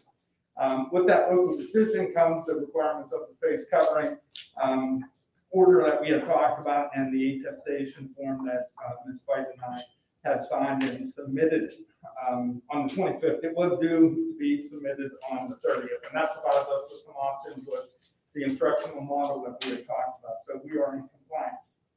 Other pieces of that order is event capacity. So they modified the indoor capacity. If your particular facility holds up to 2,000 people, you can have up to 10% of the capacity, and then the numbers continue to increase. They also have an outdoor rating too, but I'm not even going to discuss that quite yet. In addition to that face covering order, they also make a recommendation that we follow the PDE recommendations for the cases that pop up. So depending on where your county is, whether you're low, moderate, or substantial, and then dictating the number of cases that you have going on, we'll have to react accordingly. So a couple of weeks ago, maybe close to a month now, we had a few cases, so we closed down for 5 days, and then those cases rose, and then we were closed down for 14 days. So part of the attestation form is the fact that I will follow that to the T. So just keep in mind that hopefully we can get back in and we can get into a normal flow, but if there are cases that come from within, then we will be following that to the T. As I finish up this evening with some legislative news, the state budget was passed, and fiscal code that was associated with it, House Bill 2536 and Senate Bill 1350 was approved. The session, both the House and Senate are out. They'll begin session again in January. There is a bill, House Bill 1737, on the governor's desk. He used to veto it. This bill is supposed to give school districts and business owners, healthcare providers, and other people that work limited liability. And he said the bill's too broad, so he will not pass or sign it at this particular time.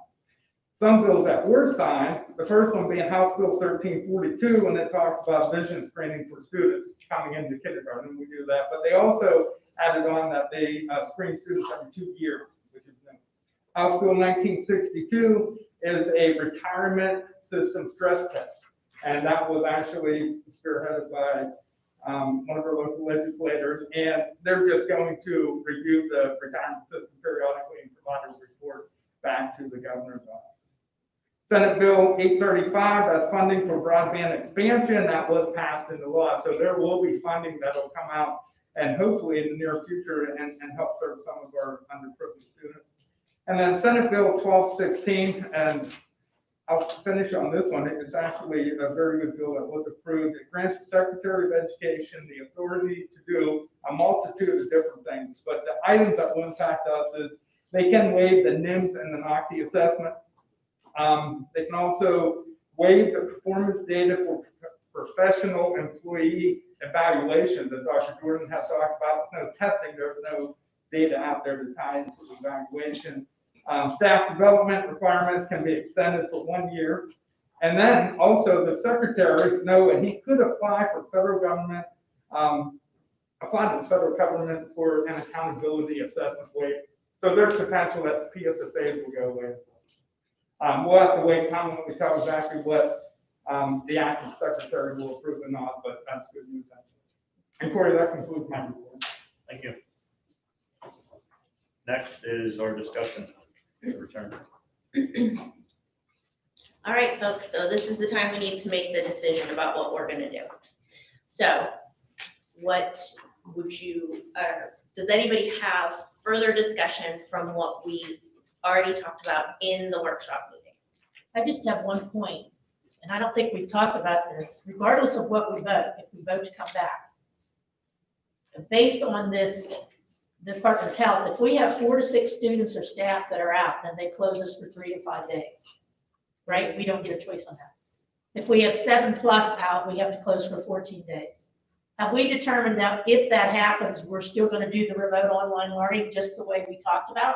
I mean, Yeah, absolutely. we go directly to remote and we'll pick up, just so we have a plan in place if we go back and that happens, then. And again, that remote learning looks a little different at the elementary as opposed to high school, but everything we had talked about, that synchronous learning and some of those students that need a little bit more support will be coming in. But with that being said, if we are closed due to an outbreak, we may not be able to bring, we may be shut completely down, we wouldn't be able to bring in that small group of students. Right. I guess that contact tracing would dictate that, so I didn't want to be misleading. So we have how many staff out right now? You told us today. That's what I was just gonna ask, where we would be at. Are we not in the 4 to 6 already because then we have that many staff out? No. No? I don't. Lori's shaking her head right there. The numbers are not clear in my mind. Because Stacy was absent today, but Sandy got sent out to high school list, and I think you have 5 on there. And how many do you have, Lori? I have 2 that are currently on quarantine. And we're not 100% sure about the students. So that in itself could impact her. So the email here is six out due to sickness for COVID-related quarantine right now. But I think this only means if they're positively tested, right? Right. If they come back positive, we have 4 to 6 students or staff. Yeah, now that's probable, I'm still trying to get my mind wrapped around there, but whenever they're probable, they're considered positive, so that probable designation could come from our school nurses too, so that number could increase. Okay. My good question just was, regardless of what we vote here, are we prepared? The teachers and everybody know what we're gonna plan on if they say, okay, tomorrow we're out for 7 days. We're gonna struggle to staff it if we're back in. I'm not saying we can't staff it, but we're gonna have to get really creative. Right now, some of these staff members, they're not sick, they can get up and do online instruction from home. I guess that's the biggest variable that we have right now, keep the education plan going on. Once they don't have symptoms or they've been cleared by the doctor, done their 14 days, they come back in. You would still have to have a sub in that room or somebody in that room if the teacher's teaching. Yeah. Yeah, if we're back to expect. Yeah, if the kids are there, there'd still have to be some adult in that room. while Right. the teacher's teaching happening, so. So I like the phased in plan that the administration has created. That gives our basketball coaches the ability to start practices and build their team back up, but also allow those kids who need it to come into the building. And it can slowly begin to build that way. That's my opinion. Kelly, can you explain the survey to us a little bit again? I've read it, but maybe you talking it through would make it. Okay, let me find my notes here. What we determined, okay, so we did the survey and I looked at the numbers and compared them with the initial survey that was open for anybody to take. And it was, and the way it was set up, if you set it up so anybody can take it, they don't have to log in, then we can't limit how many times they vote. And we know there was multiple votes. But I compared that, I took those numbers and the percentages and compared that to, we did do the survey again, and the number of people that took it, that it was just a single time, and the percentages worked out to be the same. And it was by the parent, or the community was in favor of coming back. Is that what you needed, Jimmy?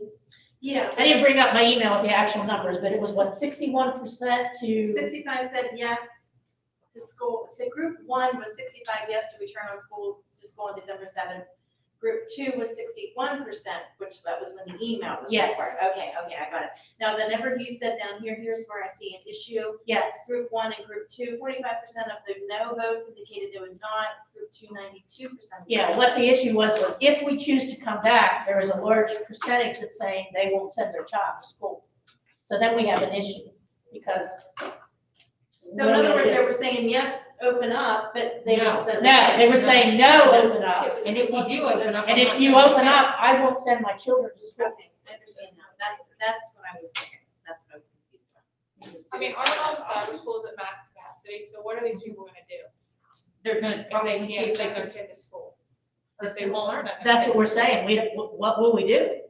Well, what will they do? They can't just decide to They not. could choose to go to an outside cyber school, which is going to cost us $2 bucks. Yeah, but I think that's what we're talking about, they're all at like max capacity. I don't think all of the I don't, outside ones are. yeah, I don't think all of the outside ones are. Internally.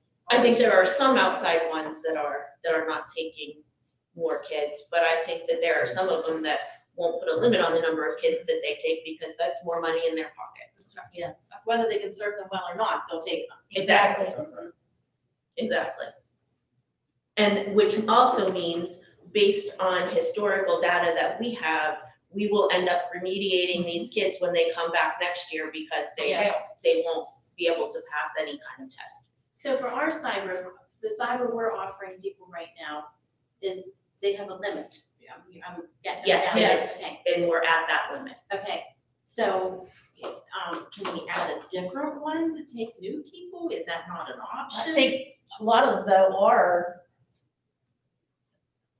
we could, but it's whether we can find someone who also is another limit. I don't know. I think a lot of the legitimate cybers are full. Okay. I think a lot of these ones that are in it for the money are not. Okay. Now, I can't give you any data on that. So I just didn't know, I haven't been around it. So the cyber we're using for our students through our school is one that anybody else could join if they wanted to out in the pub, from a different school district? Is that how that works? I Or- don't know. No, I think they have to have a contract. I'm not with through the our district. program. Like, they're a third-party vendor, and we basically contract through them. So I don't know if they have other schools or not. Okay. We were exploring other options, but the staff members that work within that department are out with COVID, so we haven't been able to, really dive into giving a couple other parts. The only problem with that would be, let's say we say, okay, we're gonna pick up Edges here, which is another company. I don't know how much time we're looking at to get that. I know it takes a couple weeks to get the student in the program, but we'd have to agree on a contract, we'd have to. It would And take, the fee would be astronomical. well, and I think, gosh, when we set up the cyber program to begin with, I mean, that was a months-long process. Yeah. And on top of that, I don't think that we would have to have another teacher to oversee that program. I'm not sure that Julie could do more than what she's got on her plate right now. So we would have to think about Because adding. we'd need time to validate that curriculum compared to ours and make sure it's a feasible replacement. Right.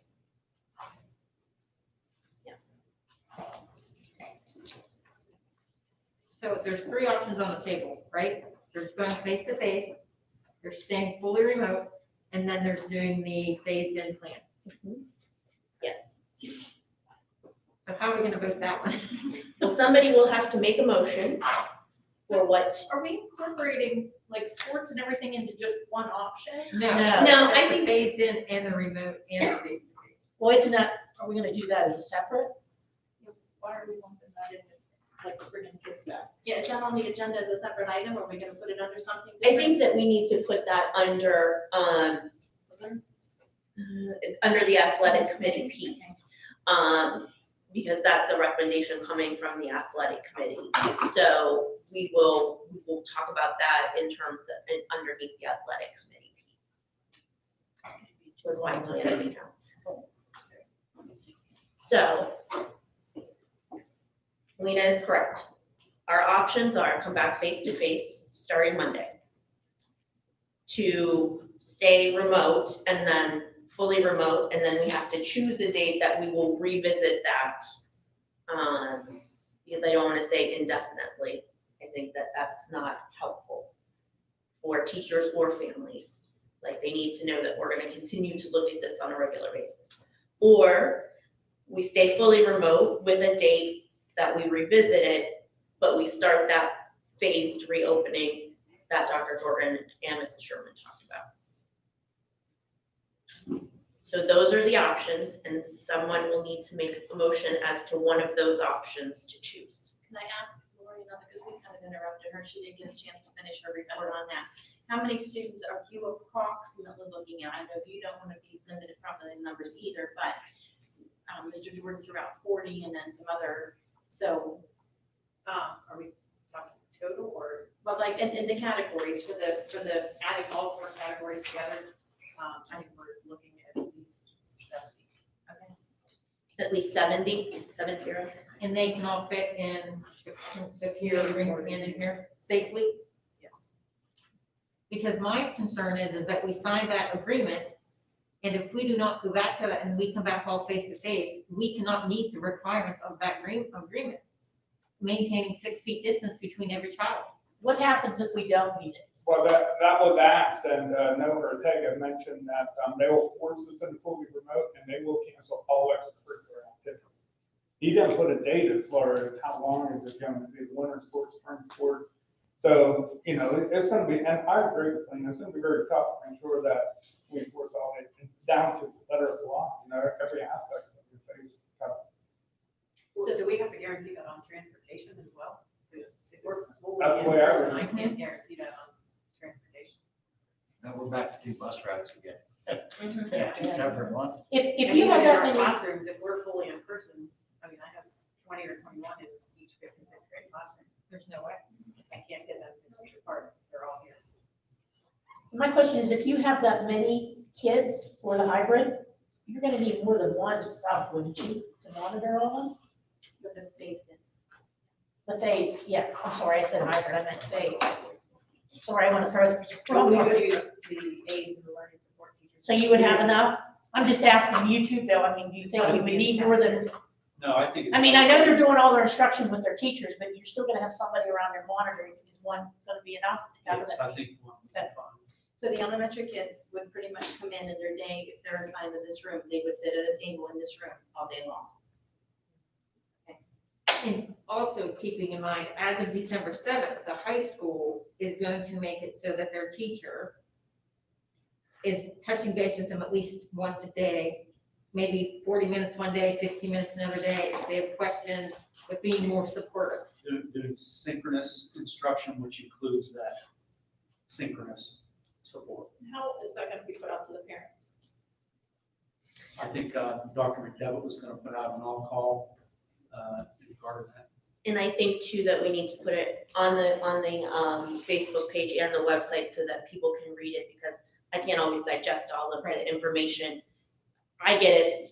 He sends that to me as he sends out things like he sends sometimes to you, and unless I read it, I'm not catching it all. So I think that we need to put it out in multiple venues. Very bullet point descriptive, this is what is gonna happen, so that when I show my sophomore, here's what's gonna happen starting Monday, he's gonna be like, oh no, that's not happening. So I need proof if we go to that model, if that's the case.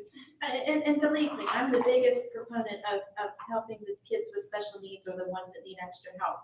But on the flip side, then I could also hear some parents saying, or even kids saying, so my kid's being punished because he is a good student. He's not able to come back because he is a good student. That's part of my concern too. I mean, what is considered somebody, well, I know you said under 50%, but if I would look at somebody who typically gets all A's and they're struggling and getting C's, you know, they're not gonna fall into your criteria, but really they are struggling themselves. So kind of where does that line fall to where we choose which kids? And yeah, and I mean, is it all administration that are choosing kids? Can parents submit that they want their kids to be in this program or not be in this program? I mean, I do like it, but it's. And then anybody who wanted to send their kid back would send them back. And that's why you set this criteria.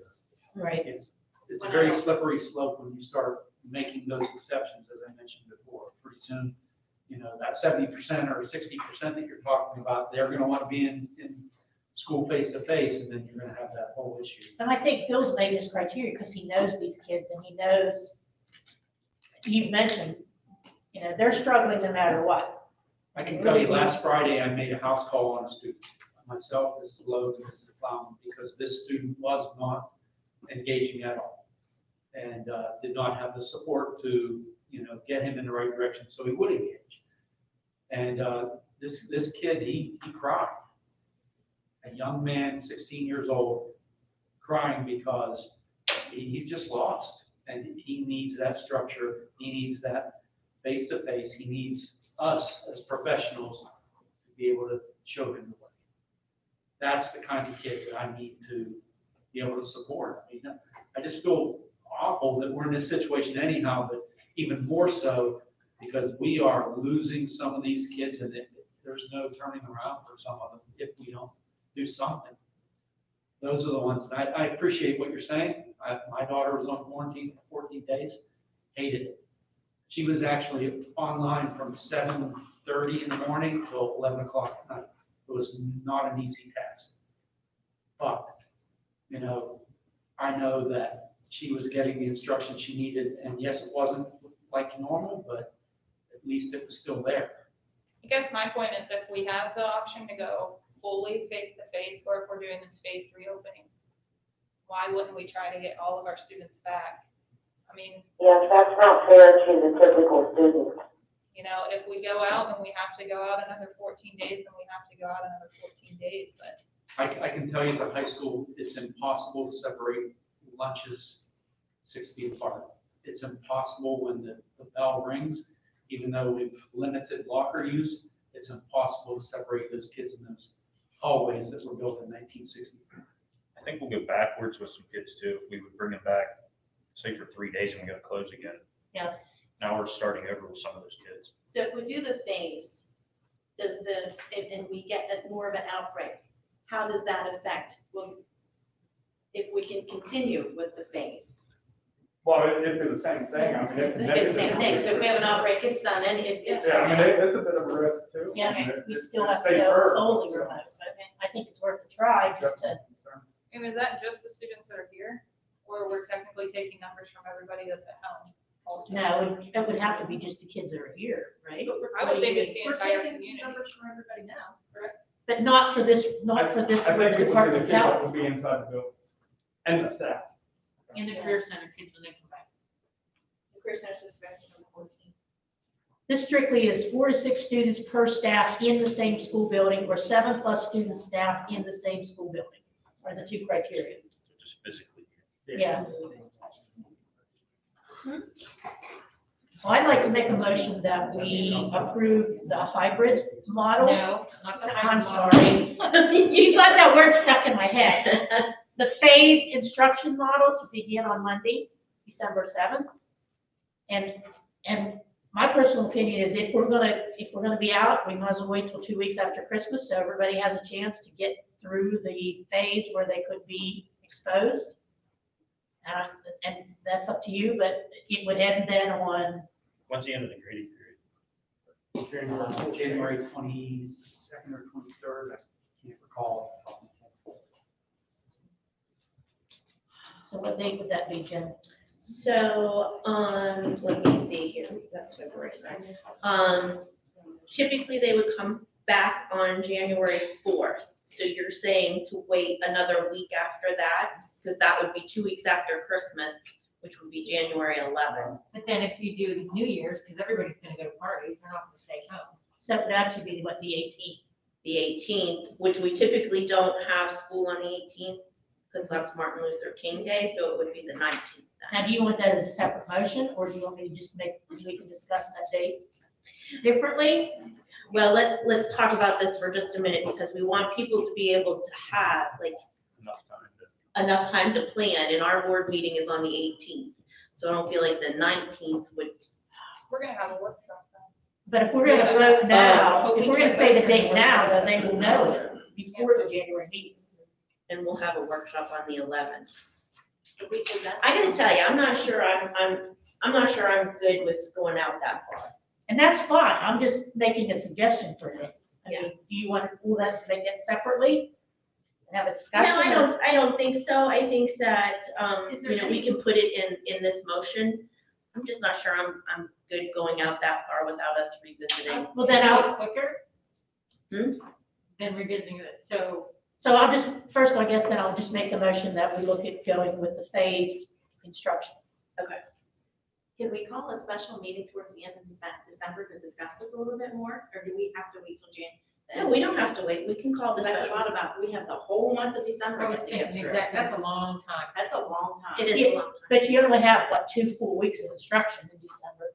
And then what, a couple Right, right, days? but I think we really need to talk about this again in December, later on in December.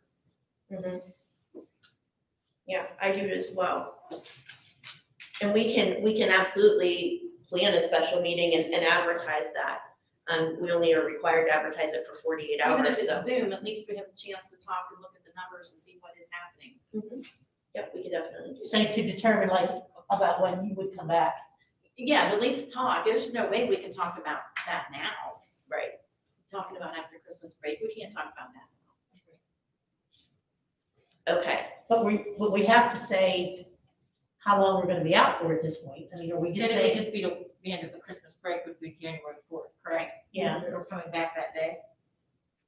We could say that, and then have our meeting whenever, and, like the last week of December in between Christmas and New Year's. And then we can make a decision at that particular point if we're gonna come back January 4th, if we're not. we're gonna stay remote, whatever that is. Continue with phased. Okay, so I'm gonna have you make that motion again. Okay, so I'd like to make a motion to approve, starting Monday, that we look at the phased instruction model to continue until Christmas break. Second.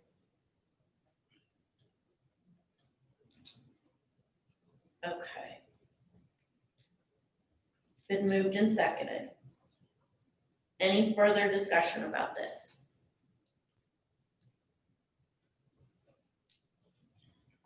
Okay, and so let me just be clear. If this gets voted up, then you two will start working on what that transportation piece looks like, so we continue the meals. And instruction will go out, we'll set that communication for staff and families about what's gonna happen starting on Monday, the 7th. We'll work on that piece tomorrow. I guess should I tell the community that we're going to come back January 4th, or just leave it that we'll be closed through the Christmas break? I just want to make sure I'm clear. Yeah, I think that you can say that we'll be closed through the Christmas break, and that the board will hold a special meeting to determine what happens at the end of Christmas break. Does that count as notification that we'll be holding a special meeting? Jen, can I'm going to ask this, and I don't know if we can or not. Can we start with a motion and a vote on opening up fully? And then if that gets voted down, good. Well, you vote on this one, and then if it doesn't pass, then, I mean. Yeah, I mean. You have to vote on this now because it's already been made, then if it Right, it's doesn't made and pass, then you seconded can right make another now. motion. Can we make another motion now or not? No, it has No, you have to. We have to vote this one up or down first, and then another motion can be made. I want to make sure I have the wording right. Your motion is the phased-in plan to begin on December the 7th and continue until Christmas break. That's what you're saying? Correct. Can we put the date in there, like 12/22 for Christmas break? Yep, is that when we're out?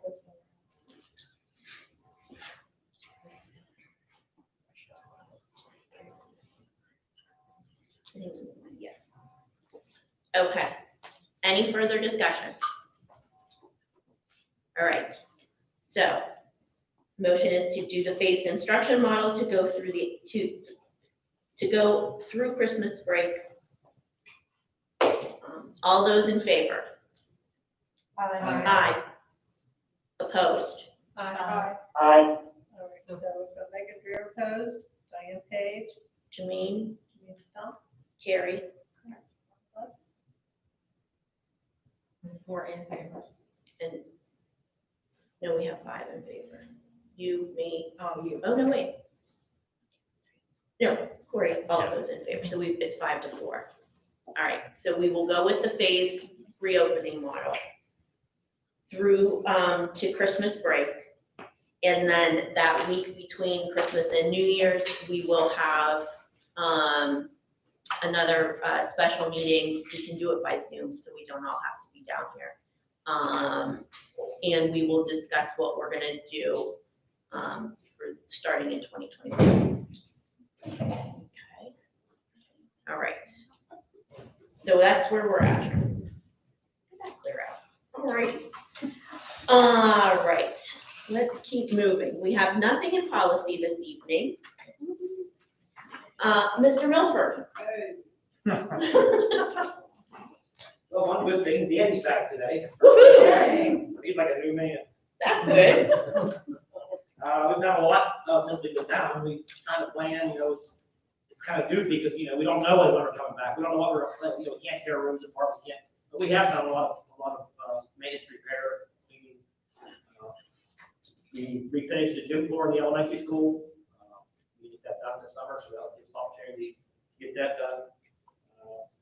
We've had the water off in this building once. We did some, we shut it off, not the town. Replaced some valves, did some repair work. We rebuilt some community wash sinks in the 5-6 area, new mixing valves. The high school, We had a conduit go bad, the ground shorted out, and with always broke down, so we were able to run new wires, new conduit overhead, pull new wires into those rooms, we got that fixed, working again.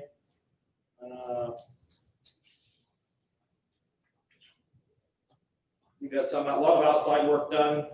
We replaced a high school hallway out by the computer lab. We had a main 2-inch hot water line that was dripping, so we had the opportunity to shut the water off the high school, the hot water, and replace that section of pipe. Got that done. James and I have been very busy. With Danny being off, I hate to say with the school being closed, but it was kind of it helped us with things because it gave us the opportunity to do a lot of things with one man down. It kind of Aaron, he lost his ability because Mitch or now James works part-time with technology, and with Danny not being here, I couldn't let him go with the technology. I've kept him busy this whole time, so now that we're back, Danny's back, he's gonna get his hours in the technology probably, so get Aaron to put drone stones at us. Aaron got a lot of work done, he's got a lot of pallets here, we were kind of waiting to see what we're gonna do with them, when we're gonna open school up. With 20 pallets, we don't have a big warehouse to put 20 pallets, right now they're sitting in the hallways at schools. We're gonna get them out of here before Monday. But we'll get them out of here. We're anxious to get things going. And our staff, once we get the hours, we'll talk about what hours we're going to be, what hours we want our staff here, in the evenings or what, and see what's going on with athletics. So we're good. Thank you. Thanks, Mark. Thanks, Mark. We've been healthy too. We've had one guy off with off on a leave, but we've been healthy. Thank you for that. That's good. Okay. All right. Transportation, Carrie, will you do that, please? Sure. Please report, we want to put that under. Did we miss that somewhere? Oh, we did, under the district, yeah. Oh, well, yeah, you're right. I don't think we put it on here because there really hasn't been school. Gotcha. So. Just making sure. Yep, good call though. Consideration to approve the performance audit for the period July 1st, 2015 through June 30th, 2019 as attached. So moved. Second. Moved and seconded. Any discussion about that? All right, all those in favor? Aye. Aye. Opposed? Abstentions? Motion carries. Miscellaneous. Kelly, will you take us down through that? I will. Career Center report. Anybody have that? I didn't get to zoom into like 25, they didn't let me in the meeting till like 20 some minutes into it. Jeez. So really, the biggest thing was same as tonight, what to do, open or not open. So decided to close another week, and that decision was kind of based on, we didn't know what the sending schools were doing at the time because nobody had their meetings yet until this week. So decided to push it out another week and really just see what happens, because if they can get students there, we are hoping to do something. But at the time of the meeting, PC Valley was the only school that knew what they were doing under fully remote instruction. So we had decided to send our kids there. No other school made a decision at that time. So they are opening on next Monday or the next Monday? It was the 14th. 14th. Okay, so it's a week from Monday, so there's another week. Yeah. They're closed. Thank you. Yeah, and like I said, that was mostly hinged on what the other schools were doing at the time. We were doing this in the city, so. And they're doing remote learning through the tech, like they're doing readings and things like that. Right now, yeah. Right now, they're fully remote. Yes. So if they open that up, are we gonna have, is that gonna be a bus issue? Are we gonna need 2 buses? Count that as another wrinkle. We're gonna work on that tomorrow. I had it worked out for lunches and career center opening, but not the morning and afternoon buses. So, we'll figure it out. It's my job. Thanks for thinking of me though. How many students go to the Career Center?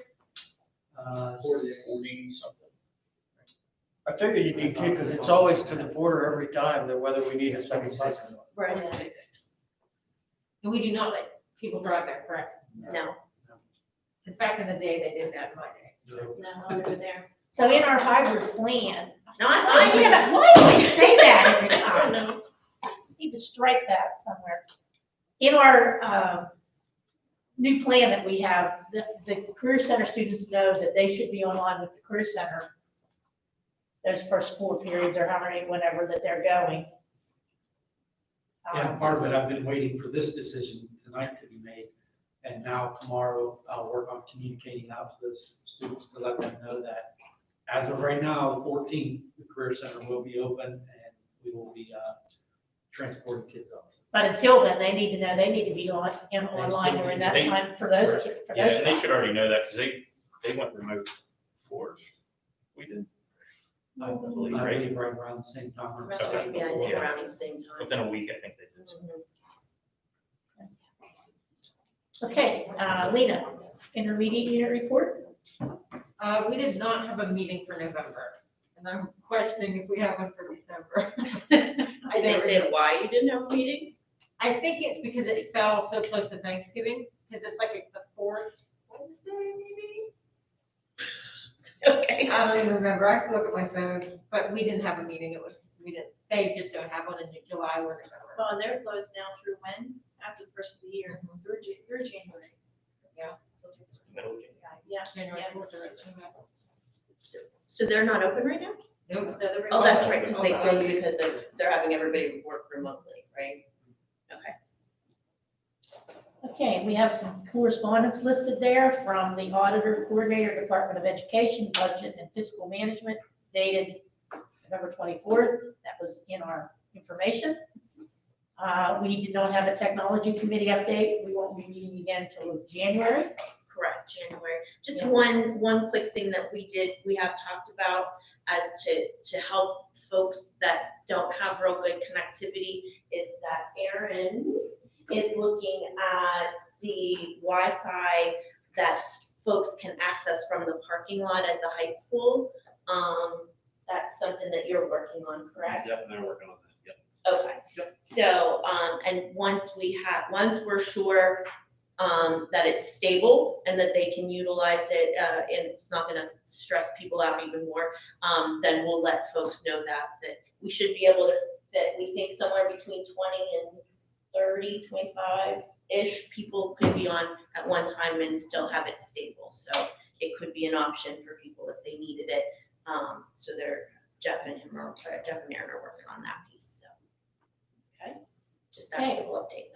Now we're to the athletic committee, and I think we have some discussion for that. Yeah, so, we got, some information, from Dr. DiTullio in terms of, and please jump in and make sure that I'm saying all this stuff right. So he did attach information for everybody and sent a follow-up email about what all the KSAC schools are doing right now in terms of if they're remote or not, when they're coming back face-to-face and what they're doing in terms of their athletics.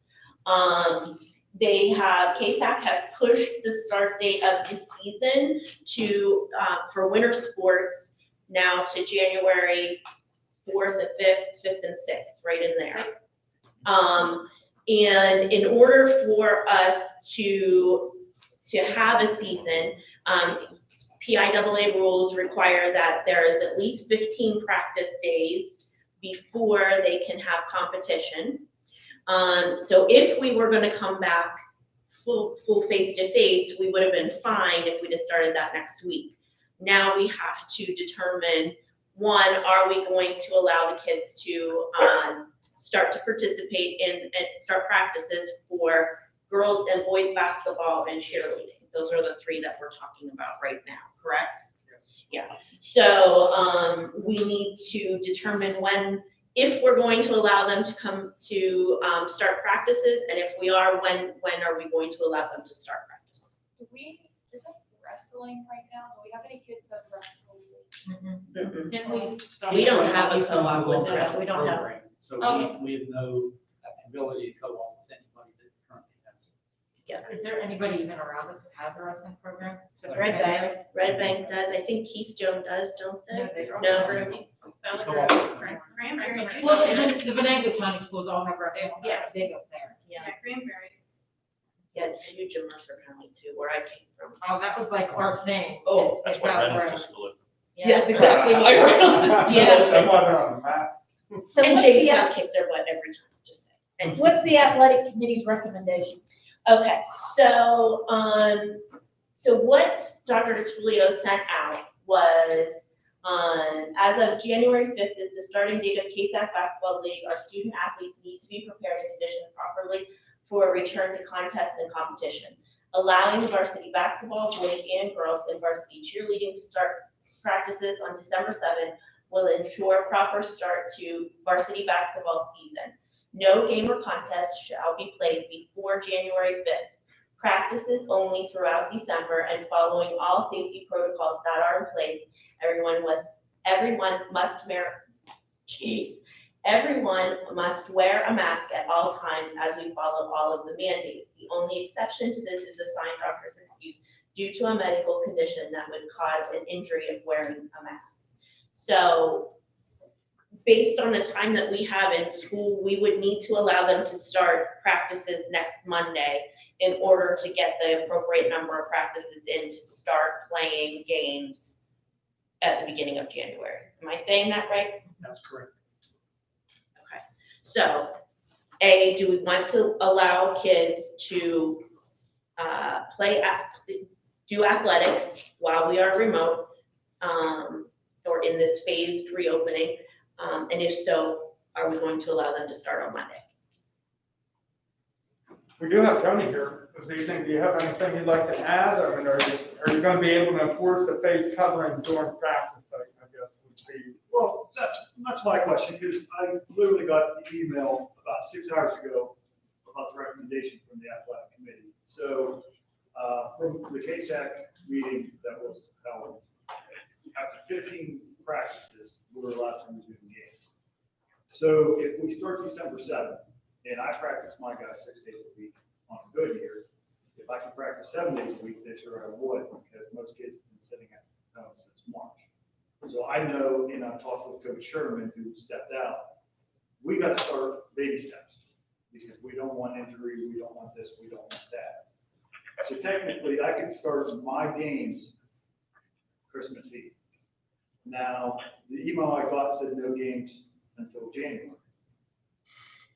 That's not what we were told previously. I have 15 practices, we can go and schedule games to play. This year is the year we are to host the Christmas one.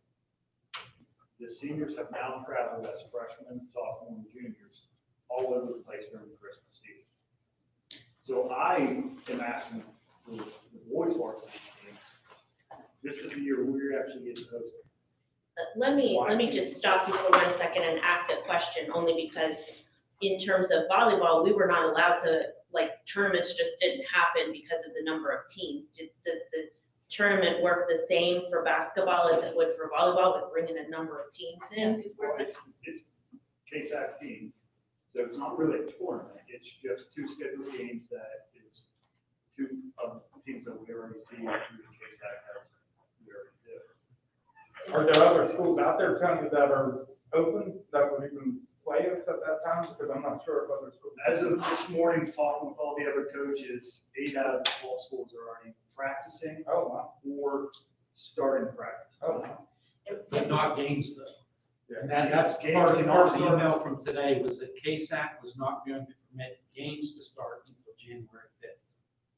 Also, this is. Did you get So the that's from KSAC KSAC. letter? KSAC actually sent out a letter, and I don't have it with me. I got the one from the last meeting. I was on. Because you just sent one out today, I was thinking. Right, yeah, there's a KSAC media release. Because I don't think the 4th or 5th or something we just come up with. No, that's definitely from KSAC.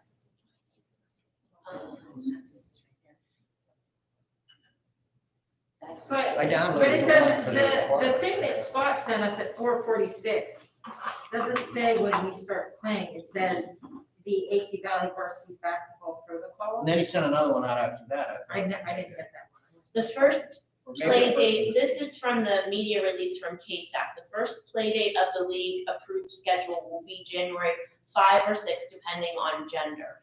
Member schools will be permitted to play in the month of December as long as they meet all other PIAA requirements minimum practice days, et cetera.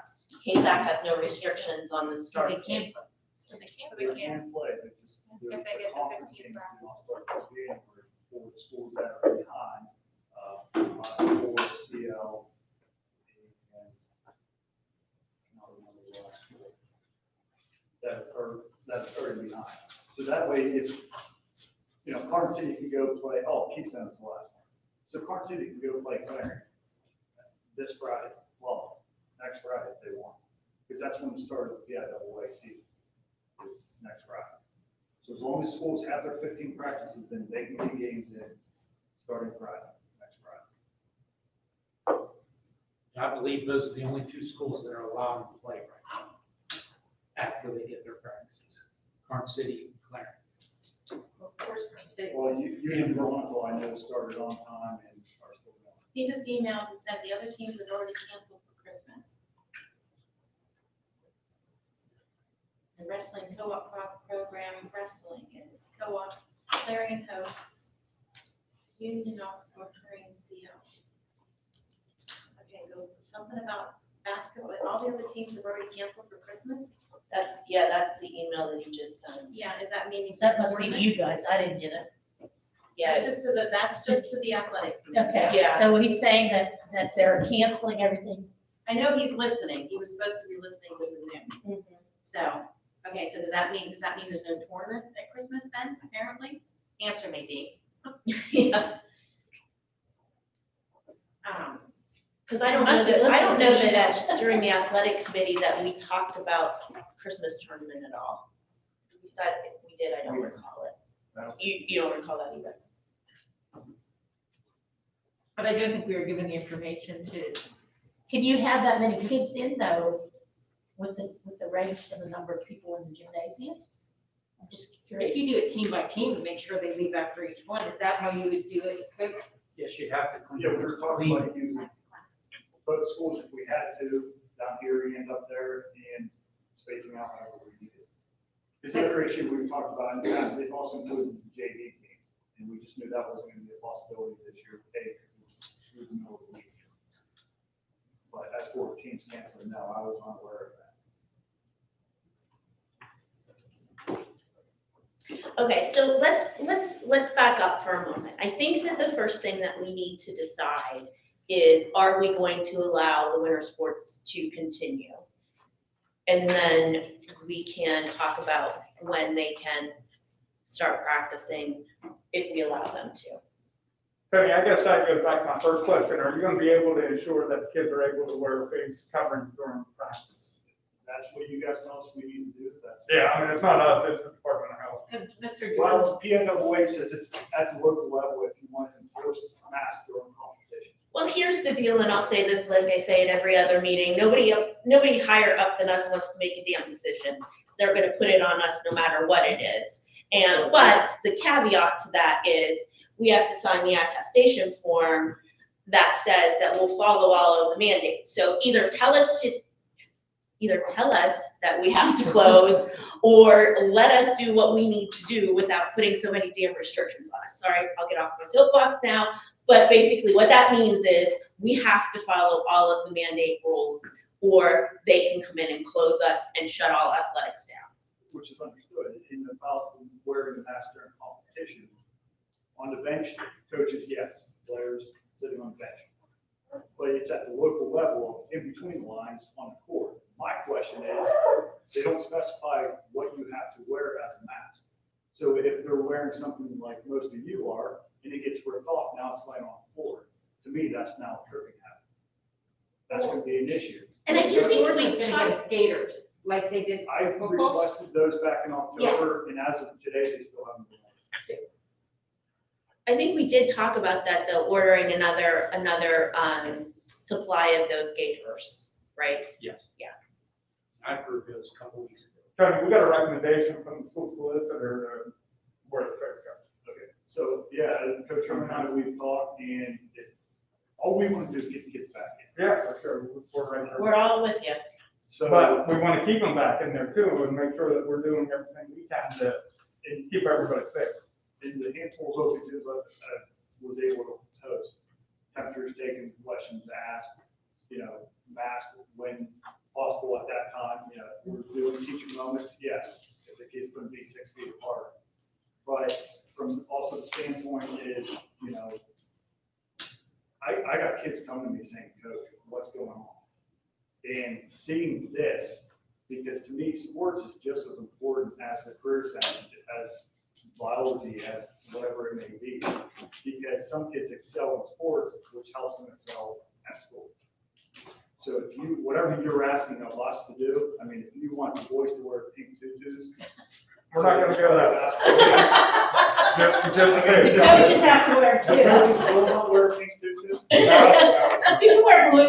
We like blue and white. Yeah, wear blue and white. So, we'll do any recommendation, and all I ask is that we try to still get as many games as possible in. And, I'll work with, Okay, Dr. DiTullio just sent another email. Okay, where did it go? Okay, the other schools have already canceled for the Christmas tournament with us following the KSAC for first game starting on January 5th. Masks, all schools are enforcing. Some if the opposing team isn't wearing, they will not play. So that's information from Dr. DiTullio, So they have to have a mask on, or we're not in compliance and. Or gators. Yeah, well, yeah, whatever that, yeah. Some kind of a face covering of some kind, yeah. So the gators that we're getting, do they have ear holes? No. Because, if you're playing a basketball game and you're running down the court, there's no way that gator's gonna stay on your face. That's what I was thinking. I have a gator and I don't like it. It constantly falls down. Yeah, but they do make them with ear hooks. They do make them with ear hooks. Yeah, the new gators have like an ear. Yeah, so I think if we are gonna do it, Yeah, I we just should look want into doing that. I'll look for them and see if we can get something. So my question is, and if this was discussed at the meeting, my apologies, because I did miss the athletic committee meeting. Are the practices being held here at the school? And are they full practices or are they like half team, I don't know, I'm just asking because I know there's numbers we're supposed to be following as far as number of people here, et cetera, so. Coach, how many people do you have on your team? I'm projected to have 18 plus you and the JV coach is 2 more, 20? How many are we allowed in the? I have, there's myself and Coach Faust, my assistant coach, and then I have 3 volunteers. I want to say it was 25. Was it? That was for volleyball. Didn't they just say for volleyball? 20% is 10% utilizing the court, but also opens up some of the numbers. And, Dr. DiTullio and I and the coaches, we discussed this. Can we be safe bringing kids in here and practicing? With 18 kids, we have 6 hoops up there. So that's 3 kids per hoop. I'm sure that we can, maintain that social distance. We can do what we need to do and maintain safety. So that's not an issue whatsoever. Okay, and then so as far as cleaning, we'll still have the custodians be able to be here in the evenings, Mark, to clean? Or That depends on if he's got to come in, that depends on his practice schedule. He may have to, for a practice, he may have to invite the teachers off or studies himself, because we're not going to be here on Saturday or Sunday. He wants to have a Sunday practice. Our staff, doesn't work all those days, so depends on his practice schedule, is when we'll be in the gym. And what's the staffing schedule for over the holiday break or the Christmas break? They get, I think, contract. Christmas Day, I might be wrong here, Dan, you might have helped. I have to go get the contract. Yeah, there's like 2 or 3 days there, they're contractually that they have those days. Okay, but they would be here some then? That's correct. Okay, so Mr. D, or Dr., whatever, Dean just, sorry, he just sent a spreadsheet here that has all the schools. Okay, KSAC, AC Valley mandating masks, yes, seeking an exemption, not currently. Clarion, he has nothing there. Clarion Limestone, he has nothing there. Cranberry has nothing there. Forest, yes, is mandating masks. Seeking an exemption, no. Says, what will you do if an opponent will not wear a mask? If the whole team isn't wearing them, they will not play. Asking school doctor for a note on masks. Forest is saying our school doctor says follow the Department of Health guidelines. Current City is mandating masks. That's all he has. Keystone, nothing. Mount Montauk is mandating masks. Seeking an exemption, it says they've emailed the returning for guidance. What will you do if an opponent will not wear a mask? It will not play. Asking school doctor for a note on masks. If our legal team says we wear them, we will require a note. North Clarion is mandating masks, seeking an exemption, not currently. Red Bank, there's nothing. Union is mandating masks, seeking an exemption, not currently. What will you do if an opponent will not wear a mask? Not playing unless they have an exemption document. Asking school doctor for a note on masks is possible, but negative calculating is nothing. So apparently those are the teams you would be normally playing. Is that why that list is there? Okay. So, sounds like they're all going to be mandating masks so far. What kind of an exemption? I didn't even know you could do that. You could ask. Yeah. Yeah, Is that, I don't know what. Who do you even ask for that? yeah, I didn't know you could get an exemption. That's why I'm just curious what that. Apparently that must be something that they've talked about. Okay. Mr. Jordan, he said you're 100% correct for practices. He's emailing. And one of the reasons we asked for the date to start on the 7th was to give the coaches flexibility, so they're not in here on Sundays. It says no practices on Not in Sunday. here that holiday. That has been a board policy for quite a long time. Yeah, Nothing only special happens in the school on circumstances. Sundays unless it's a special circumstance. Yes. Yeah. He's correct about that. Yeah. Okay, so we need to make a vote. So from that, it pretty much said that every other school that's playing is mandating masks. So far, yes. Anybody that's gotten an answer from, yes. And that's for competition. At all times, yes. And I think you have to based on that paper you had to sign. I mean, I don't know how we could get around it.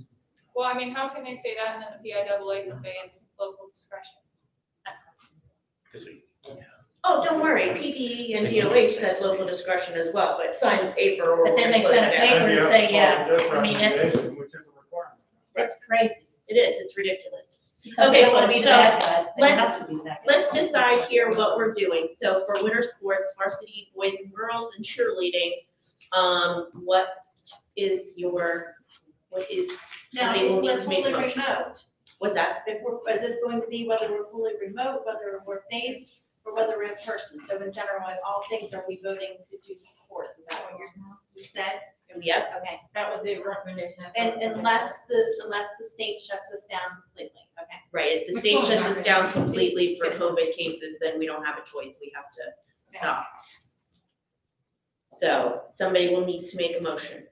I make a motion to begin practices for winter sports as long as the coaches adhere to the guidelines on December 7th.